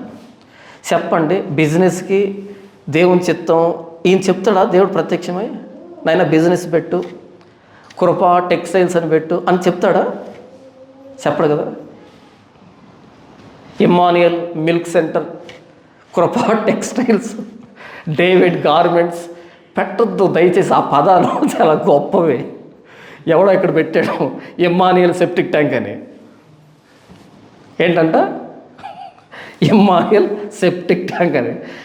ఏం చేయాలంటే వాళ్ళందరూ కలిపి భక్తి ఎక్కువై. అప్పుడు ఈయన అంటే కనిపెట్టు, దేవునితో మాట్లాడతాడు. ఈయన కనిపెట్టాడు, నెలలుగా ప్రార్థన చేస్తున్నాడు. ఆ రోజు తెరిచాడట. తెరవగానే యెహెజ్కేలు గ్రంథం 27వ అధ్యాయం వచ్చేసింది. చదువుతున్నాడు. అబ్బా సంతోషం పొంగిపోతున్నాడు. ఏముంది ఇక్కడ చూడండి, గ్రేకీయులు, తుబాలు వారు, మెషిక్ వారు నీతో వర్తక వ్యాపారం చేయుదురు. వర్తకం అంటే ఏంటి? బిజినెస్ కదా. నీతో వర్తక వ్యాపారం చేయుదురు. నరులను, ఇత్తడి వస్తువులు ఇచ్చి నీ సరుకులు కొనుక్కుందురు. అదే పోలే దేవుడు ఏం మాట్లాడుతున్నాడు చూడండి, ఇంకా ఎంత అద్భుతంగా ఉంటుందో. తోగర్మ వారును, గుర్రములను, యుద్ధాశ్వములను, కంచరగాడిదలను ఇచ్చి నీ సరుకులు కొనుక్కుందురు. దదాను వారును నీతో వర్తక వ్యాపారం చేదురు. చాలా ద్వీపములు, వర్తకములు నీ వశమున ఉన్నవి. వర్తకులు దంతమును, కోవిదారుమాలను ఇచ్చి నీ సరుకులు కొనుక్కుందురు. ఇలా చదువుకుంటూ ఆనందానికి హద్దులు లేవు. ఆయనకి ఎగిరి గంతులేస్తున్నాడు. అబ్బా, దేవుడు ఎన్ని రోజులకు 3 నెలలు కనిపెడితే నేరుగా నాతోనే మాట్లాడుతున్నాడు. అట్టే ఉంది కదా. అది తీసుకొచ్చి ఉబ్బి తబ్బిపోయి నా దగ్గర తెచ్చాడు. జాన్ పాల్ దేవుడు నాతో మాట్లాడాడని. నేను అన్నాను, సారీ, నువ్వు ముందు చదివుంటే, ఏది ఎంబీబీఎస్ చదివేటప్పుడే చదివుంటే అదే ఉండేది అక్కడ. నువ్వు ఇప్పుడు బిజినెస్ స్టార్ట్ చేసినప్పుడు రాలేదు అక్కడ. నువ్వు ఎంబీబీఎస్ చదివేటప్పుడు చదివినా అదే ఉండు అక్కడ. అప్పుడు నీకు బిజినెస్ ఐడియా కూడా లేదు కదా. ముఖం ఎంత అయిపోయింది పాపానికి. అది అక్కడే ఉంది. కాకపోతే ఈరోజు నువ్వు చదివావు, అలా తీసినప్పుడు వచ్చింది. నువ్వు వ్యాపారం చేయమని కదా అక్కడ ఉన్నదే. తూరు గర్వించింది. ఎందుకు గర్వించిందంటే అది దాని కాంటెక్స్ట్. కానీ ఎట్ట తీసుకున్నాడినా, దేవుడు నాతో మాట్లాడుతున్నాడు. కాదు, వ్యాపారం చేయాలంటే ప్రార్థన చేసుకొని వ్యాపారాన్ని ప్రారంభించు. సమాజానికి పనికి వచ్చే వస్తువులు అమ్ము, న్యాయబద్ధమైన రేట్లకి అమ్ము, తప్పేం కాదు. దీనికి దేవుడు నీతో మాట్లాడాలి, బైబుల్లో అది ఉండాలంటే మరి ఇమ్మానుయేల్ సెప్టిక్ ట్యాంక్ అని పెట్టాడు. అది కూడా బైబుల్లో ఉందా? ఉంటాయా అలాంటివి? మనోళ్ళ పేర్లు కృపా మిల్క్ సెంటర్ అంత కల్తీనే లోపల. అలా ఉండదు. ఈ చదివి దేవుడు నాతో నేరుగా మాట్లాడుతున్నాడు, దేవుడు నాతో నేరుగా మాట్లాడుతున్నాడు. నేను చెప్పాను, దేవుడు నీతో మాట్లాడింది కాదు. తూరు గర్వాన్ని గురించి, తూరు పతనాన్ని గురించి, తూరు శిక్షణ గురించి మాట్లాడింది.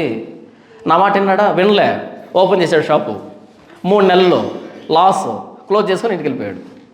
సరిపోయింది. దేవుడు మాట్లాడడం అంటే వేరు. దేవుడు మాట్లాడడం వేరు. అంటే పెళ్ళి కావాలి, ఇలా తెరుస్తారు. అక్కడ పెళ్ళి అని కనపడితే దేవుడు నన్ను పెళ్లి చేసుకోమంటున్నాడు. లేదా ఉద్యోగం ఇలా తెరుస్తారు. ఇక్కడ ఏదైనా కనపడాలి, ఉద్యోగం. అది కాదు దేవుడు మాట్లాడడం అంటే. దేవుని చిత్తం అంటే అది కాదు. దేవుని చిత్తం అంటే బైబిల్ అంతా చదివినప్పుడు దేవుడు ఏం చేస్తే సంతోషపడతాడు మన విషయంలో అన్నది మనకు ఒక సారం వస్తుంది. జోదము ఆడకూడదు అని ఉందా బైబిల్ ఎక్కడైనా? లేదు. క్రికెట్ బెట్టింగ్ పెట్టకూడదు అని ఉందా బైబిల్లో? లేదు. కాబట్టి చేద్దామా? ఆన్లైన్లో రమ్మి ఆడకూడదు అని బైబిల్లో ఉందా? ఉండదు. ఆడదామా? దేవుడి గురించి మనం అర్థం చేస్తున్నప్పుడు ఇవి దేవునికి వ్యతిరేకం అనేది మనకు తెలిసిపోతుంది. అంతేగాని ప్రతిదానికి స్పూన్ ఫీడింగ్ లాగా ఇక్కడ ఉంటేనే చేస్తానంటే అక్కడ ఉండదు. కాలం మారింది, పదాలు మారాయి, పద్ధతులు మారాయి, అలవాట్లు మారాయి. దేవుని పరిశుద్ధతకు వ్యతిరేకమైన ఏది మనం చేయకూడదు. చాలామంది నాకు ఫోన్ చేసి, ఒక ఆయన ఫోన్ చేశాడు, నేను యూట్యూబ్లో ఒక ప్రసంగం ఉంది, దేవుని చిత్తం కనుగొనడం ఎలా అని. దాని చూసి చాలామందికి పాపం మనోభావాలు దెబ్బతిన్నాయి. ఎందుకని? మన ప్రసంగాలు విన్న ఎవరికైనా మనోభావాలు దెబ్బతినాల్సిందే. ఎందుకని? మనసు పెట్టేది ఆలోచించరు పాపం. ఎందుకు ఆ ప్రసంగం చేస్తానంటే, ఒక ఆయన బాధపడి ఫోన్ చేశాడు. అన్న, మా చెల్లి ఉంది, కొన్ని సంవత్సరాలుగా సంబంధాలు వస్తూ ఉంటే ఏ సంబంధం వచ్చినా వద్దు వద్దు వద్దు అని వదిలిపెడుతుందన్న. ఎందుకు అంటే ఇది దేవుని చిత్తం కాదు, ఇది దేవుని చిత్తం కాదు. మరి దేవుని చిత్తం అంటే ఎలా అంటే దేవుడు మాట్లాడతాడంట. ఎప్పుడు మాట్లాడతాడు? ఆయన ఏడ్చి చెబితే అప్పుడు నేను మాట్లాడాను. దేవుని చిత్తం అంటే, దేవుని చిత్తం అనే పదాన్ని తీసుకొని సబ్హెడ్డింగ్ పెట్టి ఇష్టం వచ్చినంత రాయడం కాదు. దేవుని చిత్తం అంటే దేవుని మనసు. బైబిల్ అంతా చదివినప్పుడు మనకు ఒక ఎసెన్స్ అర్థమవుతుంది. అటువైపు సంబంధం ఏంటి, ఇటువైపు సంబంధం ఏంటి, నా జీవితం బాగుంటుందా లేదా, భక్తులు ఎదగలుగుతారు లేదా, ఇలాంటి విషయాలను బేరీజ్ చేసుకొని పెళ్లి చేసుకుంటాం అంతే. దీనికి బైబిల్లో ఉండాల్సిన అక్కర్లే. ఆ వచ్చినోడు, నేను పంపించినోడు అని బైబిల్లో ఉండదు. వాళ్ళ పద్ధతులు, వాళ్ళ పరిస్థితులు చూసినప్పుడు మనకు అర్థం కాదు. ప్రార్థన చేసుకుంటాం. దేవుని చిత్తం అయితే ద్వారాలన్నీ తెరవబడతాయి, టపి టపి టపి అయిపోతుంది అంతే. దేవుని చిత్తం కాలేదనుక అన్నీ క్లోజ్ అవుతూ ఉంటాయి. ఇక్కడ ఉండాలి, బైబిల్లో తెరవాలి, దేవునితో మాట్లాడాలి. జీవితాలు పోగొట్టుకున్న వాళ్ళు ఎంతమందో, దేవుని చిత్తం అనే పదానికి జీవితాలు నాశనం చేసుకున్న వాళ్ళు చాలామంది. నాతో మాట్లాడాలి, నాతో మాట్లాడాలి, నాతో మాట్లాడాలి అని జీవితాలు ఎన్ని విధాలుగా కాబట్టి అన్ని విధాలుగా పోగొట్టేసుకున్నారు. ఇక్కడ చదివాడు, ఇక్కడ ఉందంట వర్తక వ్యాపారం అని, నీ వస్తువులు కొంటారు, నీ వస్తువులు కొంటారు, నీ వస్తువులు కొంటారని వ్యాపారం ప్రారంభించా. 3 నెలలకి మొత్తం లాస్ క్లోజ్ చేసుకొని వెళ్ళిపోయాడు. మరి దేవుడు మాట్లాడుంటే లాస్ ఎందుకు వచ్చింది? దేవుడు చెప్పింది అంటే తార్షీష్ నుంచి వస్తారంట, స్పెయిన్ నుంచి వస్తారంట ఈ అంగడికి. ఏది మన కడపలో పెట్టిన అంగడికి ఎక్కడి నుంచి వస్తారంట? స్పెయిన్ నుంచి, గ్రీకు నుంచి. అదే కదా అక్కడ ఉన్నది. గ్రీకు వారు, పారసీక దేశం వారు, దదాను వారు మన కడపలో అంగడి పెడితే ఆ చిన్న అగ్గిపెట్టి సైజులో పెడితే స్పెయిన్లో గిఫ్ట్లు లేక ఇక్కడికి వచ్చి గిఫ్ట్ కొనుక్కుంటారు, గ్రీకులో గిఫ్ట్ లేక ఇక్కడికి వచ్చి కొనుక్కుంటారు. కొంచెం ఆయన బుర్ర పని చేయాలి కదా. ఆయన దగ్గరికి వెళ్ళాడు, పాస్టర్ గారు నాతో దేవుడు మాట్లాడంటే, శబాష్ బిడ్డ కానీ ఈయన వీళ్ళు రిబ్బన్ కటింగ్ చేశాడు, ఈయన కానుకొచ్చింది, ఆయనకు లాస్ వచ్చింది, మొత్తానికి సరిపోయింది. రిబ్బన్ కటింగ్ చేస్తే నీకు కానుకొచ్చింది, వాడికి 3 నెలలకు లాస్ వచ్చింది. దేవుడు మాట్లాడితే ఎందుకు వస్తుంది? చూడండి 36వ వచనం నుంచి, నీ కోలలు వేయవారు మహాసముద్రంలోనికి నిన్ను త్రోయగా తూర్పు గాలి సముద్రం మధ్యమందు నిన్ను బద్దలు చేయను. ఇప్పుడు నాశనాన్ని ప్రకటిస్తున్నాడు. ఇంత గర్వించావు కదా, ఇంత గర్వించి సముద్రంలోకి వెళ్ళావు కదా, నీ కోలలు వేయవారు మహాసముద్రంలోకి నిన్ను త్రోయగా, షిప్పును తోయాలి కదా, తోయగా తూర్పు గాలి సముద్ర మధ్యమందు నిన్ను బద్దలు చేయను, పగలగొట్టేస్తా ఓడల్ని. తర్వాత అప్పుడు నీ ధనమును, నీ సరుకులను, నీవు బదులిచ్చు వస్తువులను, నీ నావికులను, నీ నావికులను, నీ ఓడలు బాగు చేయవారును, నీతో వర్తకం చేయవారును, నీలో ఉన్న సిపాయిలందరినూ, నీలో ఉన్న జన సమూహములన్నీ నీవు కూలు తినమందే సముద్ర మధ్యమందు కూలుదురు. మొత్తం ఒకే రోజు నాశనం. బహుశా దేవుడు మాట్లాడాడు, అందుకే నాశనం కూడా చూపించి లాస్ వచ్చిందేమో. అంటే సెకండ్ పార్ట్ చదవాలి ఆయన, ఫస్ట్ పార్ట్ చదివాడు, పెట్టేశాడు. పాపం సెకండ్ పార్ట్లో నాశనం ఉంది, లాస్ ఉందని తెలియలే. అది కారణం. చూడండి 28, నీ ఓడ నాయకులు వేసిన కేకల వలన నీ ఉపగ్రామములు కంపించను. కోలలు పట్టుకుని వారందరూ నావికులను, ఓడ నాయకులను తమ ఓడల మీద నుండి దిగి తీర్మును నిలిచి నిన్ను గూర్చి శోకమెత్తి ప్రలాపించుచు తమ తలల మీద బుగ్గి పోసుకొనొచ్చు, బూడిదలో పొర్లుచు నీ కొరకు తలలు బోడు చేసుకొని మొలలకు గోనెలు కట్టుకొని మనచింతగలవారి నిన్ను గూర్చి బహుగా అంగలార్చుదురు. వారు నిన్ను గూర్చి ప్రలాప వచనం ఎత్తి, తూరు పట్టణమా, నీతో సాటి అయిన పట్టణమేది? సముద్రంలో మునిగి లయమైపోయిన పట్టణమా, నీకు సమమైన పట్టణమేది? సముద్రం మీద వచ్చిన నీ సరుకులను పంపించి చాలా జనములను తృప్తిపరిచితివి. విస్తారమైన నీ పదార్థముల చేత నీ వర్తకముల చేతను భూపతులను ఐశ్వర్యవంతులుగా చేసితివి. ఇప్పుడు అగాధ జలముల్లో మునిగి సముద్ర బలము చేత బద్దలైతివే. నీ వర్తకమును, నీ యావత్ సమూహమును నీతో కూడా కూలనే అని చెప్పుకొనొచ్చు బహుగా ఏడ్చుదురు. నిన్ను బట్టి ద్వీప నివాసులందరూ విభ్రాంతి నొందుదురు. వారి రాజులు వణుకుదురు, వారి ముఖములు చిన్నబోవును. జనుల్లోని వర్తకులు నిన్ను అపహసించుదురు. భీతికి హేతువగదువు, నీవు బొత్తిగా నాశనం అవుదువు. దేవుడిచ్చిన ధనాన్ని బట్టి, దేవుడిచ్చిన ఐశ్వర్యాన్ని బట్టి, దేవుడిచ్చిన అందాన్ని బట్టి, సమృద్ధిని బట్టి గర్వించి గర్వించి గర్వించి ఎంత గర్వించిందంటే దేవునితో సమానంగా చేసుకుంది. ఇంత గర్వించింది కాబట్టి దేవుడు ఏం చేశాడు? నాశనానికి ముందు గర్వం నడుస్తుంది. దేవుడు మనకు డబ్బు ఇవ్వడం పాపం కాదు. ₹1,00,00,000 ఇవ్వచ్చు, తప్పేం కాదు. ఆయన ఇచ్చినప్పుడు తీసుకోవచ్చు. దాన్ని బట్టి దేవుని స్తుతించాలి తప్ప అదేదో మన కష్టార్జితమైనట్టు మనం ఏదో ఊరేగితే కుదరదు. ప్రతి మెతుకు నిజంగా ఎవడైతే ప్రభువైన యేసుక్రీస్తుని అర్థం చేసుకుంటాడో ప్రతి మెతుకు ఆయన ఇచ్చిందే, ప్రతి మెతుకు ఆయన ఇచ్చిందే. ఎప్పటికీ ఇంకెప్పటికీ అన్నం తింటున్న ప్రతిసారి ప్రతి మెతుకు దేవుడిచ్చిందే, నాదేం కాదు. ఈ ప్రసంగం ఇచ్చింది ఆయనే, ఈ ప్రసంగానికి భోజనం పెట్టింది ఆయనే, అంతా ఆయనే, మనదేమీ లేదు. కానీ తూరు గర్వించింది. మనం గర్వపడడానికి ఏ పాటి వారమే. గట్టిగా ముక్కు మూసి పెడితే 1.5 నిమిషంలో క్లోజ్ మన పరిస్థితి, కోమలోకి వెళ్ళిపోతాం. అలాంటి మనం అతిశయపడడానికి కారణం ఏంటి? ఒకవేళ మనం అతిశయిస్తున్నామంటే ప్రభువైన యేసుక్రీస్తు వారు నా రక్షకుడు అనే దానికే అతిశయించాలి. ప్రభువైన యేసుక్రీస్తు నా కోసం శిలువలో ప్రాణం పెట్టాడు అనేదానికి అతిశయించాలి తప్ప అంతకు మించిన అతిశయం ఇంకొకటి లేదు. క్రీస్తును బట్టి అతిశయించడం తప్ప క్రీస్తు బయట అతిశయించేదానికి మనకు ఏమీ లేదు. ఇది క్రియలను బట్టి కలిగింది కాదు, ఆయన కృపను బట్టి కలిగింది మాత్రమే, ఆయన వరం అంతే. క్రీస్తును బట్టి అతిశయించాలి తప్ప ఇంక దేన్ని బట్టి అతిశయించక్కర్లేదు. తూరు అతిశయించింది, తూరు గర్వపడింది, తూరు నాశనమైంది. ఇప్పుడు మత్తయి సువార్త 16వ అధ్యాయము 25వ వచనంలో ప్రభువైన యేసుక్రీస్తు చెప్పినటువంటి మాటని చదివి వినిపించి నేను ముగిస్తాను. చూడండి, మత్తయి సువార్త 16వ అధ్యాయము 25వ వచనంలో 26, ఒక మనుషుడు లోకమంతయు సంపాదించుకొని తన ప్రాణమును పోగొట్టుకుంటే అతనికి ఏమి ప్రయోజనము? ఒక మనుషుడు తన ప్రాణమునకు ప్రతిగా ఏమి ఇయ్యగలడు? యేసు ప్రభు అడుగుతున్న ప్రశ్న. ఒక మనుషుడు సర్వలోకాన్ని సంపాదించుకొని తన ప్రాణాన్ని పోగొట్టుకుంటే వానికి ఏం ప్రయోజనం? ఒకడు తన ప్రాణానికి ప్రతిగా ఏమి ఇయ్యగలడు? తూరు సంపాదించిన ఆస్తి ఎంత? కానీ తూరు నాశనం అయిపోయింది. దాని మట్టంతా కొట్టుకొని పోయి బండ మీద ఒట్టి బండగా చేయబడి దాని మీద నీళ్లు నిలవబడి అందులో చేపలు పట్టుకునే జాలరులు వచ్చారు. వాళ్ళకి తెలియదు భవిష్యత్ తరాల్లో ఇక్కడ తూరు పట్టణం ఒకటి ఉండేది, ప్రపంచంతో వర్తకం చేసిన పట్టణం ఒకటి ఇక్కడ ఉండేది. ఈ ప్రాంతంలో నిలవబడడానికి ఎక్కడెక్కడి నుంచో మనుషులు వచ్చేవాళ్ళు. అంత వర్తకం జరిగిందని భవిష్యత్ తరాల్లో చేపలు పట్టుకున్న వాళ్ళకి తెలియదు ఆ విషయం. మీరు ఎప్పుడైనా కోటలు ఉంటాయి వెళ్ళండి, కోటలో పెద్ద పెద్ద కోటలు ఉంటాయి. మొన్న ఒక కోటకు వెళ్ళాను. ఆ కోటకు వెళ్ళి అలా తిరిగి అంతా చూస్తూ ఉంటే ఒక వింత కనపడింది నాకు. ఆ వింత ఏంటంటే ఒక ఆయన ఒక 50 గొర్రెలు వేసుకొని వచ్చాడు ఆ కోటలోకి. నేనేమో కెమెరా పట్టుకొని దాన్ని ఫోటో తీసుకొని దీన్ని ఫోటో తీసుకుంటే ఆయన మాత్రం హే హోయ్ అంటాడు. నాకు అనిపించింది, అరే ఒకప్పుడు ఈ కోటలో మహా చక్రవర్తులు తిరిగారు, మహా సైన్యం తిరిగింది. ఆ పక్కన ఒక కోనేరు ఒకటి ఉంది, దాని పేరు కత్తుల కోనేరు అని. అంటే యుద్ధానికి వెళ్ళొచ్చి అక్కడ కత్తులు కడిగితేనంట ఆ కోనేరులో ఎర్రగా మారేట నీళ్ళు. అంతమంది నరికొచ్చారు అక్కడికి, అక్కడ నీళ్ళు తాగుతున్నాయి గొర్రెలు వచ్చి. అనిపించింది ఒకప్పుడు కోట వైభవం పెట్టి ఒకప్పుడు ఎంత వెలుగుంది ఇది. ఇక్కడికి రావాలంటే సామాన్య జనులు వచ్చేవాళ్ళు కాదే. ఆ డోర్స్ ఉన్నాయి చూసారా, ఇంత ఉంది ఒక డోరు.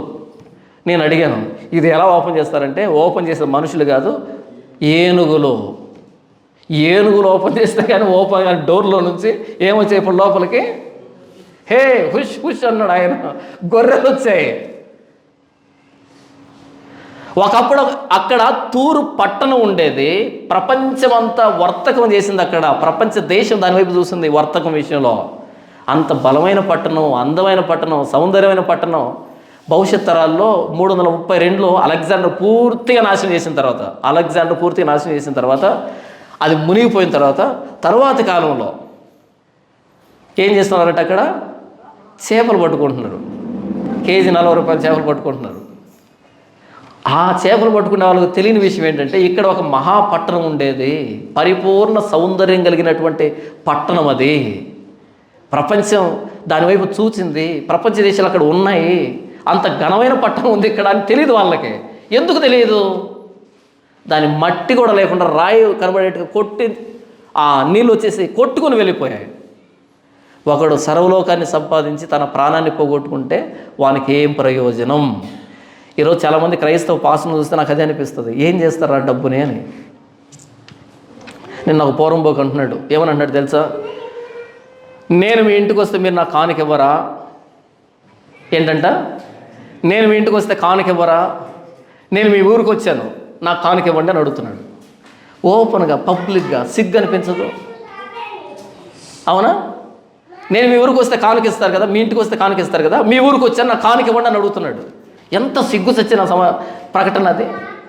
బహిరంగంగా మైకులు అడుక్కుంటున్నాడు, ఆన్లైన్లో అడుక్కుంటున్నాడు. అందరూ అడుక్కు తినేవాళ్ళు చాలామంది తయారైపోయారు, ఆన్లైన్ బెగ్గర్స్ తయారయ్యారు. కానివ్వండి. నాకు అనుమానం వస్తుంది, ఏం చేస్తారు ఆ డబ్బుని? మట్టికి బదులుగా కట్టలు కప్పి పెట్టుకుంటారా? అయినా సరే మిగులుతాయే. అది 5 అడుగులే కదా గొంతు ఉంటుంది, 6 అడుగులు పొడవు, 5 అడుగులు ఎత్తు ఉంటుంది. ఎన్ని కట్టలు పేర్చినా సరే ఇంకా మిగిలిపోతుంది. ఏం చేస్తారు వాటితోని? ఒక ప్లేట్ భోజనం తింటే మరలా సాయంకాలం దాకా ఆకలి కాదు, ప్లేట్ భోజనం రాత్రి తింటే మరలా ఉదయం వరకు ఆకలి కాదు. అంత చిన్న కడుపుకి ఇన్ని కోట్ల రూపాయలు దేనికి? సరే, అది వాక్యం చెప్పేమైనా సంపాదించామంటే వాక్యాన్ని తాకట్టు పెట్టి, ప్రభువుని తాకట్టు పెట్టి, ఇస్కరీతు ఏదో 30 వెండి నాణాలకు అమ్ముకున్నట్టుగా యేసు ప్రభువును అమ్ముకొని సంపాదించే డబ్బుతో ఏం సుఖం ఉంటుంది? ఏం మనశ్శాంతి ఉంటుంది? రేపు సచ్చే రోజు తలదిండు ముళ్ళు గుచ్చుకున్నట్టు గుచ్చుకోదా? తూరు అంత పరిపూర్ణ సౌందర్యం కలిగిన పట్టణమైనా సరే వట్టి బండగా చేశాడే. అక్కడ జాలర్లు చేపలు పట్టారే, ఒకడు సర్వలోకాన్ని సంపాదించుకొని తన ప్రాణాన్ని పోగొట్టుకుంటే ఏం ప్రయోజనం? అంత వర్తకం జరిగిందని జాలరికి, 30 రూపాయల కేజీకి చేపలు అమ్ముకునే జాలరికి తెలుసా ఆ విషయము? పోనీ నమ్ముతాడా? ఊరకోసారి ఎక్కడేంటి పట్టణం అంటాడు. అర్థం కాదు, నమ్మలేడు. నిజంగా అంత వ్యాపారం జరిగింది అక్కడ. ఈరోజు 30 రూపాయల కేజీ చేపల కోసం గేలం వేస్తున్నాడు, వలలు వేస్తున్నాడు. తెలియదు ఆ వ్యక్తికి అక్కడ జరిగినటువంటి వ్యాపారం ఏంటో. వట్టి బండగా మార్చి పడేశాడు. ఒకడు సర్వలోకాన్ని సంపాదించుకొని తన ప్రాణాన్ని పోగొట్టుకుంటే వానికి ఏం ప్రయోజనం? ఎంత సంపాదించినా ప్రభువైన యేసుక్రీస్తు లేకుండా మరణిస్తే శూన్యం, నష్టం. తన ప్రాణాన్ని సంపాదించుకోవడం అంటే అక్కడ చెప్తున్న సందర్భం ఏంటంటే, ఎవడైనా నన్ను వెంబడించి నాకంటే ఎక్కువగా తండ్రిని కానీ తల్లిని కానీ ఆస్తులను కానీ పిల్లలను కానీ ప్రేమిస్తే నాకు పాత్రుడు కాదు. నన్ను వెంబడించేవాడు తన్ను తాను ఉపేక్షించుకొని నన్ను వెంబడించాలి, తన సిలువనెత్తుకొని నన్ను వెంబడించాలి అని మాట్లాడుతూ చెప్పిన మాట. నా నిమిత్తం ప్రాణం పోగొట్టుకుంటే మీరు సంపాదించుకుంటారు, లేదా మీ నిమిత్తం ప్రాణం పోతే దాన్ని కోల్పోతారు. ప్రభువైన యేసుక్రీస్తు వారి నిమిత్తం మనం ప్రాణం పోగొట్టుకుంటే ప్రాణాన్ని సంపాదించుకున్నట్టు. అప్పుడు చెప్పాడు, ఒకడు సర్వలోకాన్ని సంపాదించుకొని తన ప్రాణాన్ని పోగొట్టుకుంటే వానికి ఏం ప్రయోజనం? ఈ ప్రపంచంలో ధనవంతులు ఉన్నారు, మేధావులు ఉన్నారు, ఘనమైన వాళ్ళు ఉన్నారు, కానీ ప్రభువైన యేసుక్రీస్తు వారు లేడు. ఏం ప్రయోజనం? తూరు పట్టణానికి ఎలాంటి గతి పట్టిందో ఈరోజు ప్రభువైన యేసుక్రీస్తు వారు లేకుండా కోట్ల రూపాయలు కూడబెట్టుకుంటున్న వాళ్ళ పరిస్థితి అదే. చచ్చేటప్పుడు ఏది మన వెంట రాదు. మన వెంట వచ్చేది ఏంటి? ప్రభువైన యేసుక్రీస్తు వారిలో మనం చేసినటువంటి నమ్మకమైన సేవ. ప్రభువైన యేసుక్రీస్తుని ఎంతగా మనం అంగీకరించాం, ఆయన ఏందో మనకున్న విశ్వాసం అంతా పాటు వస్తుంది. ఈరోజు క్రైస్తవ్యంలో ఎక్కువ శాతం మంది పాస్టర్గా పిలువబడుతున్న వాళ్ళు దేని వెంట పరిగెడుతున్నారు అంటే, ఆ రోజు గెహాజీ ఎలా పరిగెత్తాడో నయమాన్ రథం వెంబడి అబద్ధాలు చెబుతూ ఆ బట్టల కోసం, ఆ బంగారు కోసం, కానుకల కోసం పరిగెత్తాడు. ఈరోజు గెహాజీలాగా తయారై పరిగెడుతున్నారు, డబ్బు కోసం పరిగెడుతున్నారు. ఏంటి ప్రయోజనం? ఒకడు సర్వలోకాన్ని సంపాదించి తన ప్రాణాన్ని పోగొట్టుకుంటే వానికి ఏం ప్రయోజనం? ఈరోజు చర్చిలో వ్యాపారం జరుగుతుంది. చర్చిల్లో వ్యాపారం. పారాచూట్ కంపెనీ వాళ్ళు శాల ఉంది కదా, ఆ శాల వాళ్ళకి ఒక కారును గిఫ్ట్గా ఇచ్చారంట. కారు మరి ఏదో చెప్పాడు అన్న, నాకు సరిగ్గా ఐడియా లేదు. ఒక కారును గిఫ్ట్గా ఇచ్చారు. ఎందుకో తెలుసా? మా దగ్గర ఇంత పారాచూట్ కొబ్బరి నూనె కొన్నటువంటి ఏకైక కస్టమర్ మీరే. మేము ఎంతైతే తయారు చేస్తున్నాం పారాచూట్ కొబ్బరి నూనె, అందులో ఎక్కువ శాతం మీ దగ్గరికి వస్తుంది. ఎందుకు? తలకు పెట్టుకోవడానికా? నుదుటి మీద పెట్టుకోవడానికి. నూనె పెట్టుకోవాల్సిన తలకి, మొఖానికి కాదు. ఎలాంటి మూర్ఖులు తయారయ్యారు చూడు. అప్పుడంట అక్కడ నిలవబడి కొబ్బరి నుంచి చేతిలో తీసుకొని ముఖం మీద రుద్దేవాడంట. నాకు నూనె ముఖాన్ని తగిలితే భలే చిరాకు, అందుకే పోయే చాలా మట్టుకు. కానీ అప్పుడు ఆయన ఇలా ముఖానికి రుద్దేవాడంట, ఇలా సిలువ. మరలా ఏదంటే అది వేరే సిలువ వేస్తారు ఇలా కొబ్బరి నూనెతో. ఇప్పుడు ఏం చేశారంట, అంతమందికి రుద్దుతూ కూర్చుంటే చేతి నొప్పులు వస్తాయని మెషిన్ తెచ్చారంట. ఫస్ట్ స్ప్రే తెచ్చారంట, ఇప్పుడు మెషిన్ తెచ్చారంట. ఆ మెషిన్ కంటిన్యూస్గా చిమ్ముతూ ఉంటుంది. ఇది పొలంలో పురుగులు ముందు కొడతారు సరే, అలా స్ప్రే మెషిన్ తెచ్చారంట. అది కంటిన్యూస్గా పోతూ ఉంటాయి. ఈ గొర్రెలన్నీ అలా పోతుంటాయి. తమాషాగా అనిపించట్లేదా? ఈ గొర్రెలన్నీ అలా వెళ్తుంటే, అరే ఎంత మంచి షర్టు, ఆ కొబ్బరిని బట్టి మరకలు పోతాయి చెప్పు. మరక మంచిదే అంటే నేనేం చేయలేను. మరక మంచిదే, రెండు సర్ఫెక్సల్ పారంటే నేనేం చేయలేను. గొర్రెలు కదా. పారాచూట్ కంపెనీ వాడు కారు ఇచ్చాడంట. నాయన ఏం కస్టమర్ రా స్వామి, మా కొబ్బరి నూనెంతా నువ్వే తీసుకెళ్తున్నాం. వెంట్రుకలు పెరగటం లే, కొలెస్ట్రాల్ పెరుగుతుంది. వాస్తవానికి పారాచూట్ ఎందుకు తయారు చేస్తాడంటే కొబ్బరి నూనె వెంట్రుకలు పెరగడానికి. కానీ ఇక్కడ దేనికి ఉపయోగిస్తారు అంటే కొలెస్ట్రాల్ పెరగడానికి. ఎందుకని? కడుపు నొప్పి వస్తే ఏం చేస్తారు? తీయడం, వేయడం. గుండె నొప్పి వచ్చినా, కడుపు నొప్పి వచ్చినా, కడుపు సంబంధించి ఏది వచ్చినా సరే ఏసు రక్త విజయం వేయి అలా లోపల వేసేస్తే కొలెస్ట్రాల్ పెరుగుతున్నాయి, వెంట్రుకలు పెరగటంలే. తూరు చేసిన వర్తకం. తూరు కంటే చర్చిలు చేస్తున్నటువంటి వర్తకం. ఖర్చు అమ్ముతారు బెల్లంపల్లిలో. ఎంతో తెలుసా కాస్ట్? 100 రూపాయలు. ఒక్కో ఖర్చీపు 100 రూపాయలు. ఖర్చీపుల వ్యాపారం, కొబ్బరి నూనె డబ్బాల వ్యాపారం, ఇంకా ప్రార్థన పెన్నులు, ప్రార్థన అట్టలు, ప్రార్థన చాపలు వ్యాపారం జరగడం లేదా? పుస్తకంలో ఏముండదు, మరలా సరుకేముండదు. పుస్తకం టైటిల్ పేరు ఏంటి చెప్పనా? పుస్తకం టైటిల్ నవ్వుకుందాం రండి. మన కల్వరి టెంపుల్లో దొరుకుతుంది, వెళ్ళి తీసుకోండి. సరదాగా నవ్వుకుందాం రండి, ఇదా పుస్తకం. అరే సరే, వాడంటే రాశాడు, కొనుక్కునే వాళ్ళకైనా ఉండాలి కదా. నవ్వుకుందాం రండి, నవ్వుకోండి. నిన్ను చూసి నవ్వాలి, నీ బతుకును చూసి నవ్వాలి. ఒకడు సర్వలోకాన్ని సంపాదించి తన ప్రాణాన్ని పోగొట్టుకుంటే వానికి ఏం ప్రయోజనం? ఇస్కరియోతు యూదా యేసుప్రభువు నమ్మిన తర్వాత ఆ 30 వెండి నాణ్యాలు ఎందుకు పనికొచ్చాయి? శ్మశానం కొనడానికి పనికొచ్చాయి. పరదేశం పాతి పెట్టడానికి, కుమ్మరివాని పొలం కొనడానికి, శ్మశానం రక్తభూమి అకేల్దామాకు పనికొచ్చాయి. ఈరోజు ఎందుకు కోట్ల రూపాయలు సంపాదిస్తున్నారు? వాక్యం చెప్పి వచ్చిందా? సంతోషం, దేవుడు ఇచ్చేటువంటి ఆశీర్వాదం ఐశ్వర్యాన్ని ఇస్తుంది, నేను కాదన్ను. కానీ వాక్యాన్ని తాకట్టు పెట్టి, సేవను తాకట్టు పెట్టి, యేసుప్రభువును వెక్కిరించేటట్టుగా, కానుకలు జలగబీల్చినట్టుగా పీల్చి ఆ రోజు తూరు పరిస్థితి ఏమైంది? మట్టి కూడా లేకుండా కొట్టుకుని పోయి వట్టి బండగా చేయబడింది. జాలర్లు చేపలు పట్టేటువంటి స్థలంగా మార్చబడింది. మరి తూరు కంటే గొప్ప వాళ్ళమా? తూరు కంటే జ్ఞానవంతులమా? తూరు కంటే బలవంతులమా? దేవుణ్ణి కాదని గర్విస్తే పరిస్థితి ఏంటంటే వట్టి బండగా చేయబడతాం. ఒకడు సర్వలోకాన్ని సంపాదించుకుని తన ప్రాణాన్ని పోగొట్టుకుంటే వానికి ఏం ప్రయోజనం? అపోస్తలుడైన పౌలు అంటాడు, ఏ విధము చేతనైనా మృతుల్లోంచి నాకు పునరుద్ధానం కలగాలని నాకున్నవన్నీ పెంటతో సమానంగా ఎంచుకుంటున్నా అన్నాడు ఆయన. నా అవసరం నిమిత్తము, నాతో ఉన్నవారి అవసరం నిమిత్తము ఈ నా చేతులు కష్టపడ్డాయని మీకే తెలుసు అంటాడు ఆయన. మీ వెండిని కానీ, బంగారాన్ని కానీ, మీ వస్త్రాన్ని కానీ నేను ఆశించలేదంటాడు ఆయన. అది కదా సేవ అంటే. తీసుకోవద్దని చెప్పట్లే, ఇస్తే తీసుకో. వాళ్ళు ప్రేరేపించబడి ఇస్తే తీసుకో. మోటివేట్ చేసి గిచ్చి గిల్లి ఇవ్వు అలా తీసుకోవద్దు, అది జలగ లక్షణం. తూరు సీదోను పరిస్థితి ఏమైంది? ఒట్టి బండగా చేయబడింది, సముద్ర జలంలో కలిసిపోయింది. అప్పుడున్న తూరు, ఇప్పుడు మాట్లాడిన తూరు లేదు. ఇప్పుడు తూరు అనే పేరు పెట్టుకొని ఇంకో చోట దూరంగా ఏదో పట్టణం కట్టుబడి ఉండొచ్చు, కానీ ఆ తూరు లేదు. ఎందుకంటే నువ్వు బొత్తిగా నాశనం. దేవుని విస్మరించిన తర్వాత ఎంత సంపాదిస్తే ఏంటి? బొత్తిగా నాశనం, సర్వనాశనం. ఒకడు సర్వలోకాన్ని సంపాదించుకొని ప్రభువైన యేసుక్రీస్తు వారు లేకుండా చస్తే అంతకు మించిన నష్టం ఇంకొకటి ఉండదు. యేసు ప్రభువుని సంపాదించుకొని ఏమీ లేకపోయినా పర్లేదు, యేసు ప్రభువుని సంపాదించుకొని ఏమీ లేకుండా పర్లేదు. కానీ యేసు ప్రభువుని సంపాదించుకున్న తర్వాత ఏమీ లేనటువంటి స్థితి అంటూ ఉండదు.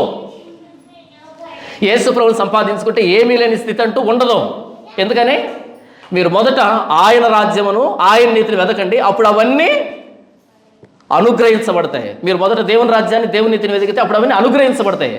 యేసు ప్రభువుకు బయట ఐశ్వర్యం లేదు, పనికొచ్చే ఐశ్వర్యం లేదు. యేసు ప్రభు లోపల దీవెనకరమైన ఆశీర్వాదం ఉంది, ఐశ్వర్యం ఉంది. నీవు నేను మనకు తినడానికి లేకపోవచ్చు, నీతిమంతుని కలిగిన కొద్ది ధనం ఆశీర్వాదకరమైంది. ఈరోజు నీకు నాకు ప్రభువైన యేసుక్రీస్తు వారు ధనంగా ఉన్నాడు. బుద్ధి జ్ఞానముల సర్వసంపదలు క్రీస్తునందు గుప్తములై ఉన్నాయి.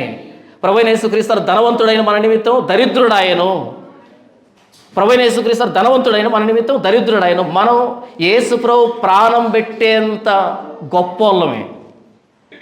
మనం ఎంత విలువైన వాళ్ళం కాకపోతే ప్రభువైన యేసుక్రీస్తు మన కోసం శిలువలో ప్రాణం పెడతాడు.